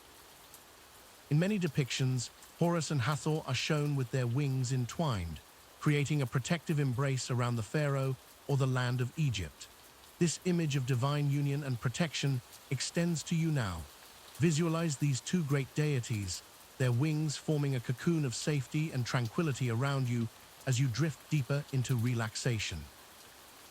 The relationship between Horus and Hathor also symbolizes the perfect balance between strength and gentleness, between duty and joy. Horus, with his unwavering focus and warrior spirit, learned from Hathor the importance of love, music, and celebration in life. In turn, Hathor's sometimes chaotic energy was tempered by Horus's sense of order and justice. As you continue to relax, allow these complementary energies to harmonize within you. Feel the steady strength of Horus aligning with the flowing grace of Hathor, creating a sense of perfect balance in your body and mind. In some traditions, Horus and Hathor were seen as divine parents, their union producing a son named Ihi, the god of music and joy. Ihi was often depicted as a child playing a sistrum, a musical instrument associated with Hathor. The sweet melodies of Ihi's sistrum were said to delight the gods and bring happiness to the hearts of mortals. Let the imaginary sound of Ihi's sistrum wash over you now, its gentle tinkling mixing with the ambient sounds around you. Each note carries with it the joy and love of Horus and Hathor, lulling you deeper into a state of peaceful relaxation. As guardians of the pharaoh, Horus and Hathor played crucial roles in the afterlife beliefs of ancient Egypt. It was thought that when a pharaoh died, he would ascend to the heavens to join Horus, while Hathor would welcome him into the afterlife, nourishing his spirit with milk from her divine form as the celestial cow. This concept of divine protection extending beyond life itself can bring a deep sense of comfort and security. As you lie here, feel the watchful presence of Horus and the nurturing energy of Hathor enveloping you, assuring you that you are safe and cared for now and always. The bond between Horus and Hathor reminds us of the importance of balance in all aspects of life. The falcon and the cow, the warrior and the nurturer, the sky and the earth. These seeming opposites come together in perfect harmony, creating a whole that is greater than the sum of its parts. As you drift closer to sleep, allow this sense of balance to permeate your being. Feel any remaining tension between different aspects of yourself melting away, replaced by a deep sense of unity and peace. In the soft darkness behind your closed eyelids, imagine the golden light of Hathor merging with the cool blue of Horus's sky. These colors swirl and blend, creating a soothing palette that washes over you, cleansing away the last remnants of the day's concerns. The story of Horus and Hathor is a reminder of the power of love and protection, of the strength found in gentleness, and the beauty born from the union of complementary forces. As you rest here, know that you too embody these divine qualities, capable of both fierce protection and boundless love. Let the wisdom of Horus and the compassion of Hathor guide you into a peaceful slumber. Like the ancient Egyptians who found comfort in their divine protection, allow yourself to be cradled in the wings of these celestial deities. Your body is heavy, your mind is calm, and you are ready to journey into the realm of dreams, watched over by the loving gaze of Horus and Hathor. As our tale of Horus and Hathor comes to a close, carry with you the warmth of their divine love and the strength of their eternal bond. May your dreams be blessed with their protection, and may you awaken renewed, finding balance and harmony in all aspects of your life. Sleep now, gentle listener, enfolded in the embrace of myth and starlight. In the vast expanse of ancient Egypt, where golden dunes stretched as far as the eye could see, Horus embarked on a journey that would test his resolve and deepen his connection to the land he was destined to protect. The desert, a realm of both beauty and danger, called to the falcon-headed god, challenging him to prove his worth beyond the fertile banks of the Nile. As Horus spread his magnificent wings and took to the sky, the landscape below transformed into a sea of sand. The sun, Ra's eternal eye, beat down upon the earth, its heat a constant reminder of the harsh realities of desert life. Yet Horus flew on, his keen eyes scanning the golden waves for signs of life and hidden dangers. The first challenge came in the form of a great sandstorm. Swirling clouds of golden particles rose from the dunes, threatening to engulf the god in their suffocating embrace. Lesser beings would have turned back, but Horus pressed on, using his divine strength to battle against the raging winds. As you listen to this tale, imagine yourself soaring high above the desert, feeling the warmth of the sun on your back and the cool rush of wind beneath your wings. Let the rhythm of Horus's flight lull you into a state of peaceful relaxation, each beat of his wings carrying you further into tranquility. Hours passed, and the relentless sun began to take its toll even on the mighty Horus. His throat parched, and his wings grew heavy with exhaustion. It was then that he spotted a small oasis nestled between towering dunes. Descending from the sky, Horus approached the shimmering pool of water, its surface a mirror reflecting the azure sky above. But as he bent to drink, a voice rang out across the sands. "Halt, sky god," it said, "for this oasis is not yours to claim." From behind a cluster of palm trees emerged Sobek, the crocodile god, his scales glistening in the sunlight. "If you wish to drink from these waters, you must first prove your worth." Horus, though weary from his journey, stood tall and proud. "I am Horus, son of Osiris and Isis, protector of Egypt. What challenge would you have me face, Sobek?" The crocodile god's eyes narrowed, a hint of amusement in his reptilian gaze. "The desert is a place of hidden dangers and deceptive appearances, young Horus. To drink from this oasis, you must discern truth from illusion. Before you lie three paths. One leads to water, one to quicksand, and one to a den of vipers. Choose wisely, for a wrong step could mean your doom." As you picture this scene, feel the tension in your body begin to melt away. The challenge before Horus is not yours to face. Instead, let the cool shade of the oasis wash over you, bringing with it a sense of deep relaxation and peace. Horus surveyed the three paths before him, each seemingly identical stretches of sand. He closed his eyes, reaching out with his divine senses to feel the essence of the desert around him. The first path whispered of danger, the second of deception, but the third sang with the promise of life-giving water. With unwavering confidence, Horus stepped onto the third path. The sand beneath his feet remained firm, and as he walked, the sound of trickling water grew louder. At the end of the path, a small spring bubbled up from the ground, its crystal-clear waters a testament to the truth of his choice. Sobek nodded approvingly. "You have passed the test, Sky God. Not only have you proven your wisdom, but you have also demonstrated the patience and perseverance necessary to survive in this unforgiving land. Drink freely from the oasis, for you have earned it." As Horus quenched his thirst, he and Sobek spoke of the desert and its many secrets. The crocodile god shared ancient knowledge of hidden water sources, safe passages through treacherous dunes, and the subtle signs that heralded approaching sandstorms.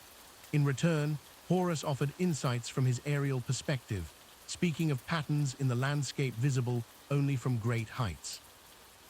Let the murmur of their conversation wash over you like gentle waves, carrying away any lingering tension or worry. Feel yourself sinking deeper into relaxation, your body becoming as still and peaceful as the tranquil oasis.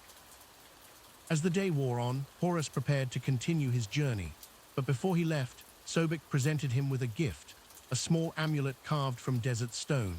This talisman, Sobek explained, will guide you to water in times of need.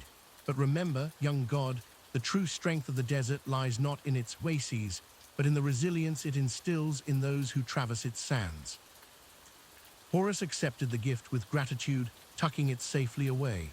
With a final nod to Sobek, he spread his wings and once again took to the sky. But now, as he soared over the endless dunes, his perspective had changed. Where before he had seen only harsh, unforgiving terrain, he now recognized the subtle beauty and hidden life that thrived in this seemingly barren land. As the sun began to set, painting the desert in hues of gold and crimson, Horus reflected on the lessons he had learned. The desert, like life itself, presented challenges that could either break or strengthen those who faced them. It was not merely a place of hardship, but a teacher of patience, wisdom, and inner strength. Allow Horus's newfound wisdom to settle over you like a warm, comforting blanket. Let go of any remaining tension, allowing your mind to drift peacefully like a feather on a gentle desert breeze. Returning to the Nile Valley, Horus carried with him not only Sobek's amulet, but also a deeper understanding of the land he was destined to protect. He knew now that Egypt's strength lay not just in its fertile river banks, but also in the resilience and adaptability of its people, qualities mirrored in the harsh beauty of the desert. From that day forward, Horus watched over both the lush floodplains and the arid deserts with equal care, recognizing that both were integral to the balance and prosperity of Egypt. And in times of hardship, he would remember the lessons of the desert, drawing upon its quiet strength to guide and protect his people. As our tale of Horus and the desert comes to a close, allow yourself to drift deeper into relaxation. Imagine the soft, warm sand beneath you, supporting and cradling your body. The gentle whisper of a cool night breeze carries you towards peaceful slumber, each breath bringing you closer to restful sleep. Remember, like Horus, you too possess the strength to face life's challenges.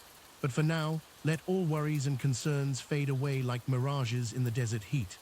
Allow yourself to be enveloped by the calm, soothing embrace of sleep, knowing that you are safe, protected, and at peace. As we continue our journey through the rich tapestry of Egyptian mythology, we now turn our attention to Horus's return to Earth. After his long and perilous journey through the Duat, the falcon-headed god was ready to reclaim his rightful place in the world of the living. Picture, if you will, the moment Horus emerged from the underworld. The sky, once dark and foreboding, began to lighten. The stars, which had guided him through the treacherous passages of the Duat, slowly faded as the first rays of dawn painted the horizon in hues of gold and crimson. Horus spread his magnificent wings, each feather glinting in the newborn sunlight. With a powerful thrust, he launched himself into the air, soaring high above the desert sands. As he flew, his keen eyes surveyed the land below, taking in the changes that had occurred during his absence. The Nile, that great life-giving river, snaked its way through the landscape like a blue serpent. Its waters sparkled in the morning light, promising fertility and abundance to the land. Horus could see the green ribbon of vegetation that clung to its banks, a stark contrast to the golden desert that stretched endlessly in either direction. As Horus glided over the land, he noticed the people beginning to stir. Farmers made their way to their fields, fishermen cast their nets into the bountiful waters of the Nile, and craftsmen opened their workshops. The rhythm of daily life in ancient Egypt was beginning anew, unaware of the divine presence watching over them. Horus's heart swelled with pride and affection for these mortals. They were his people, and he had fought hard to protect them. His battle with Seth, his perilous journey through the Duat, all of it had been for them. Now, as he returned, he felt a renewed sense of purpose and determination. The god's first destination was the great temple complex at Edfu. This magnificent structure, dedicated to Horus himself, stood as a testament to the enduring faith of the Egyptian people. Its towering pylons reached towards the sky, as if trying to touch the realm of the gods. As Horus approached, he transformed. His wings melted away, replaced by strong, muscular arms. His falcon head became that of a man, crowned with the double crown of Upper and Lower Egypt. He now stood as the divine pharaoh, the living embodiment of kingship and divine right. The priests of the temple, as if sensing the divine presence, rushed out to greet him. They prostrated themselves before Horus, their faces touching the sun-warmed stones of the temple courtyard. Horus looked upon them with benevolence, his heart filled with gratitude for their unwavering devotion. With a gesture, Horus bade the priests rise. His voice, when he spoke, was like the rustling of wind through papyrus reeds. He told them of his journey through the Duat, of the challenges he had faced and overcome. The priests listened in awe, their eyes wide with wonder at the tales of the underworld. Horus then turned his attention to the state of Egypt. He inquired about the harvest, the level of the Nile, and the welfare of the people. The high priest, still trembling slightly in the presence of the god, gave his report. There had been challenges, a lower-than-expected flood, skirmishes on the borders, but overall, Egypt had endured.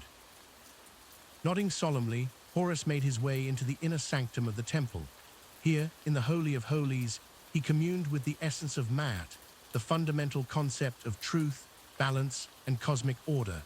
He renewed his commitment to upholding these principles, understanding that his role as divine ruler was intrinsically tied to maintaining the harmony of the universe. As Horus emerged from the inner sanctum, he was met by a delegation of nobles and officials who had hurried to the temple upon hearing of his return. They brought with them the crook and flail, symbols of pharaonic authority. With reverence, they presented these sacred objects to Horus. Taking the crook and flail in his hands, Horus felt the weight of responsibility settle upon his shoulders once more. He addressed the assembled crowd, his voice carrying to every corner of the temple complex. He spoke of unity, of the importance of Ma'at, and of his unwavering commitment to protecting and guiding Egypt. The people listened, their hearts filled with hope and reassurance. The return of Horus meant the continuation of divine order, the promise of prosperity, and protection against the forces of chaos. As one, they raised their voices in a hymn of praise, the sound echoing off the temple walls and rising towards the heavens. With the formal ceremonies completed, Horus took to the skies once more, this time to survey his kingdom more closely. He flew over bustling cities and quiet villages, over fertile fields and barren deserts. Everywhere he went, he left behind a sense of renewed purpose and divine presence. In the city of Memphis, Horus paused to observe the craftsmen at work. Their skilled hands shaped stone, wood, and precious metals into objects of beauty and utility. He blessed their efforts, ensuring that their creations would be imbued with a touch of divine perfection. Moving on, Horus came to rest atop the Great Pyramid at Giza. From this vantage point, he could see the sprawling necropolis, the eternal homes of pharaohs past.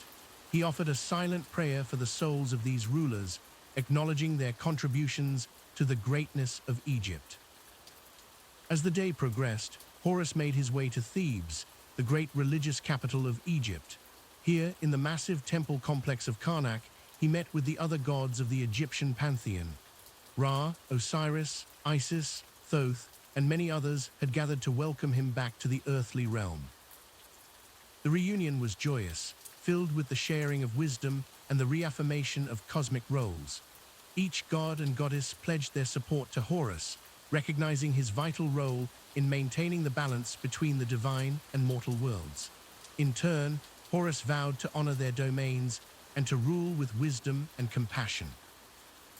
As the sun began to set, painting the sky in vibrant oranges and purples, Horus took a moment to reflect on his journey. From his birth in the marshes, through his epic battle with Seth, his descent into the Duat, and now his return to Earth, every step had been necessary. Every challenge had shaped him, prepared him for the monumental task of ruling Egypt and safeguarding Ma'at. With the coming of night, Horus transformed once more into his falcon form. He took to the air, soaring high above the Nile Valley. From this height, he could see the entire sweep of his kingdom, from the delta in the north to the cataracts in the south. The land was at peace, the people secure in the knowledge that their divine protector had returned. As Horus flew, he sent out a silent promise to every man, woman, and child in Egypt. He would be their guardian, their judge, and their guide. Through times of plenty and times of hardship, he would stand as a beacon of hope and a bastion against chaos. And so, dear listener, as Horus watches over Egypt, may you too feel a sense of peace and protection. Let the gentle beating of his wings lull you into a tranquil state, knowing that even in your deepest sleep, you are watched over and cared for. Allow the worries of your day to fade away, replaced by the serene certainty that all is right with the world. As your breathing slows and your body relaxes, imagine yourself soaring with Horus over the moonlit landscape of ancient Egypt. The cares of the modern world fall away, replaced by the timeless rhythm of the Nile and the eternal cycle of the stars. In this space between waking and dreaming, find your own inner peace, your own balance, your own mat. And as sleep finally claims you, know that like Horus returning from the Duat, you too will emerge renewed, refreshed, and ready to face whatever challenges await you. For now, though, rest easy, safe in the embrace of myth and legend, cradled by the sands of time. As the sun sets on our journey through the tales of Horus, we find ourselves reflecting on the enduring legacy of this mighty god. The falcon-headed deity, whose watchful gaze has guided us through the realms of both the living and the dead, leaves behind a tapestry of wisdom and power that continues to captivate our imagination. Horus, born of divine tragedy and raised in secrecy, emerged as a symbol of hope and renewal for ancient Egyptians. His story, a testament to perseverance and justice, resonates through the corridors of time, whispering eternal truths to those who listen with open hearts and minds. In the temples that once stood proud along the Nile, Horus was revered as the protector of the pharaohs. Each ruler was seen as the living embodiment of Horus on earth, a divine connection between the mortal realm and the gods.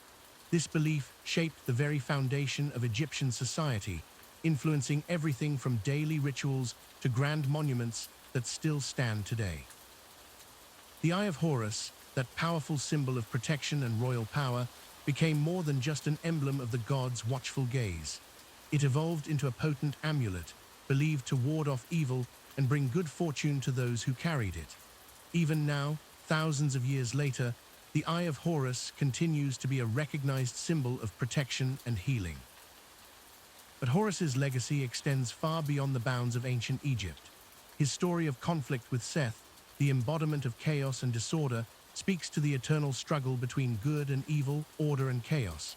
It reminds us that even in our darkest moments, when all seems lost, sands of sleep, the journey of Horus through the Duat, the Egyptian underworld, offers profound insights into the ancient Egyptian concept of the afterlife. It teaches us about the importance of moral living, the weight of our actions, and the possibility of transformation even after death. In many ways, Horus's passage through the gates of the Duat mirrors our own journey through life's challenges. As you lie here, drifting closer to the realm of dreams, consider how the story of Horus might resonate with your own life. Perhaps you too have faced seemingly insurmountable odds, or struggled against forces that threaten to overwhelm you.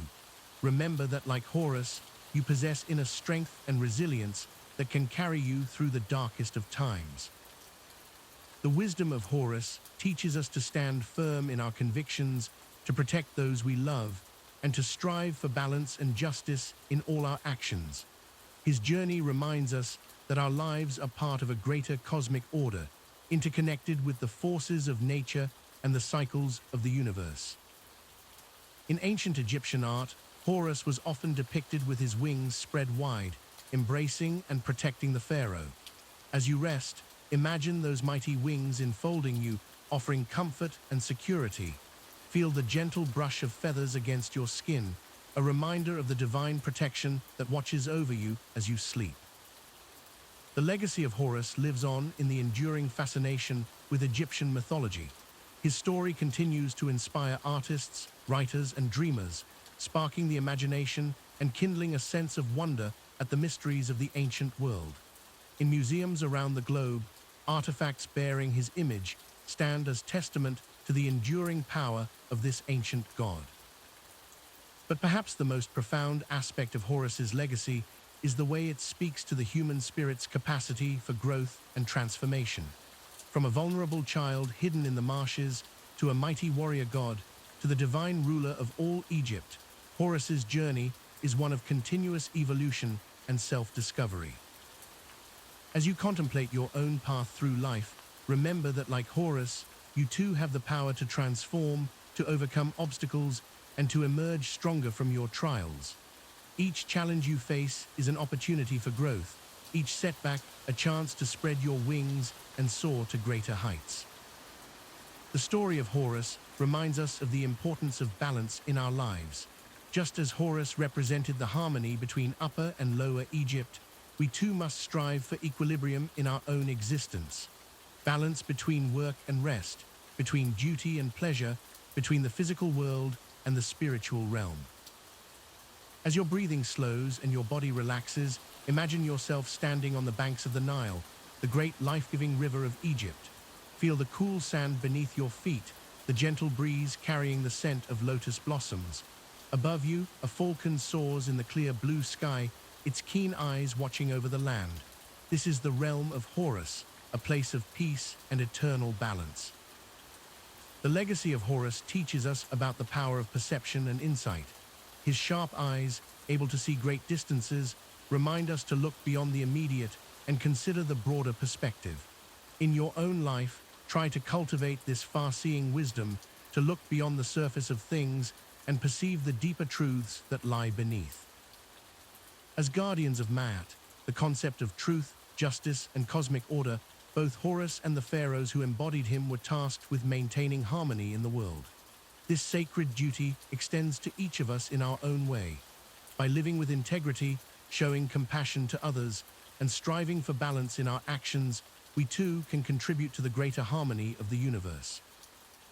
The myth of Horus's conflict with Seth, which lasted for 80 years, speaks to the enduring nature of some of life's struggles.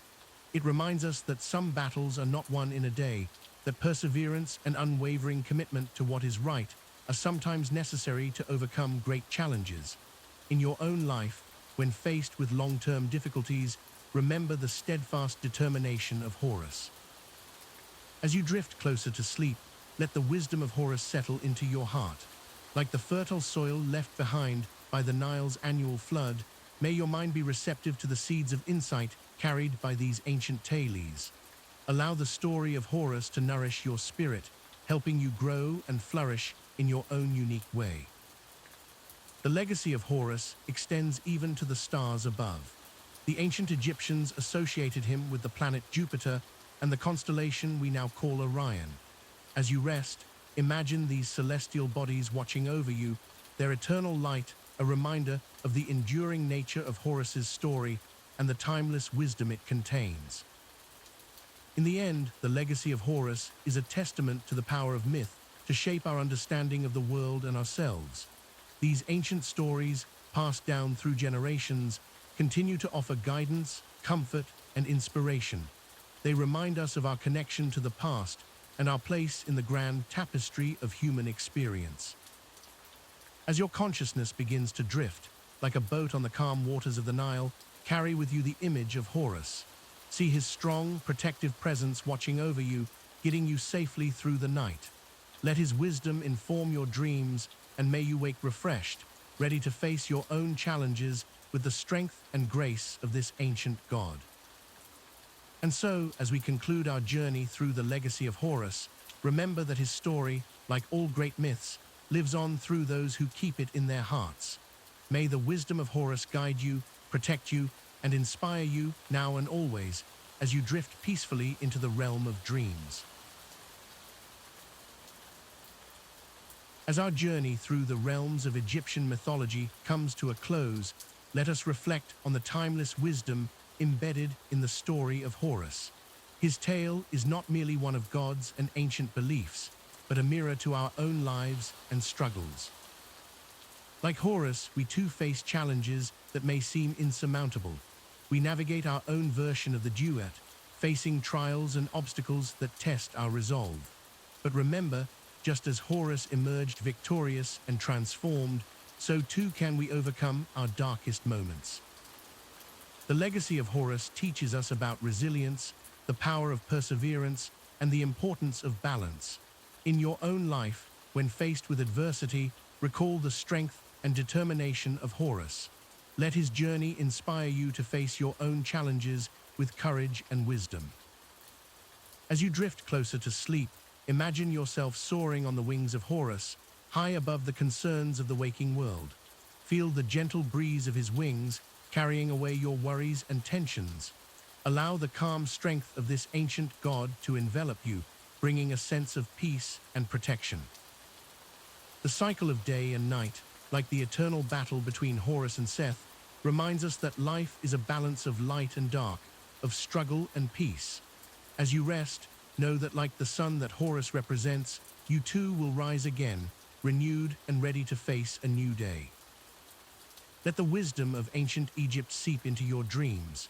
May your sleep be as tranquil as the still waters of the Nile, and may you awaken with the strength and clarity of Horus himself. Remember, within you lies the power to overcome, to grow, and to thrive.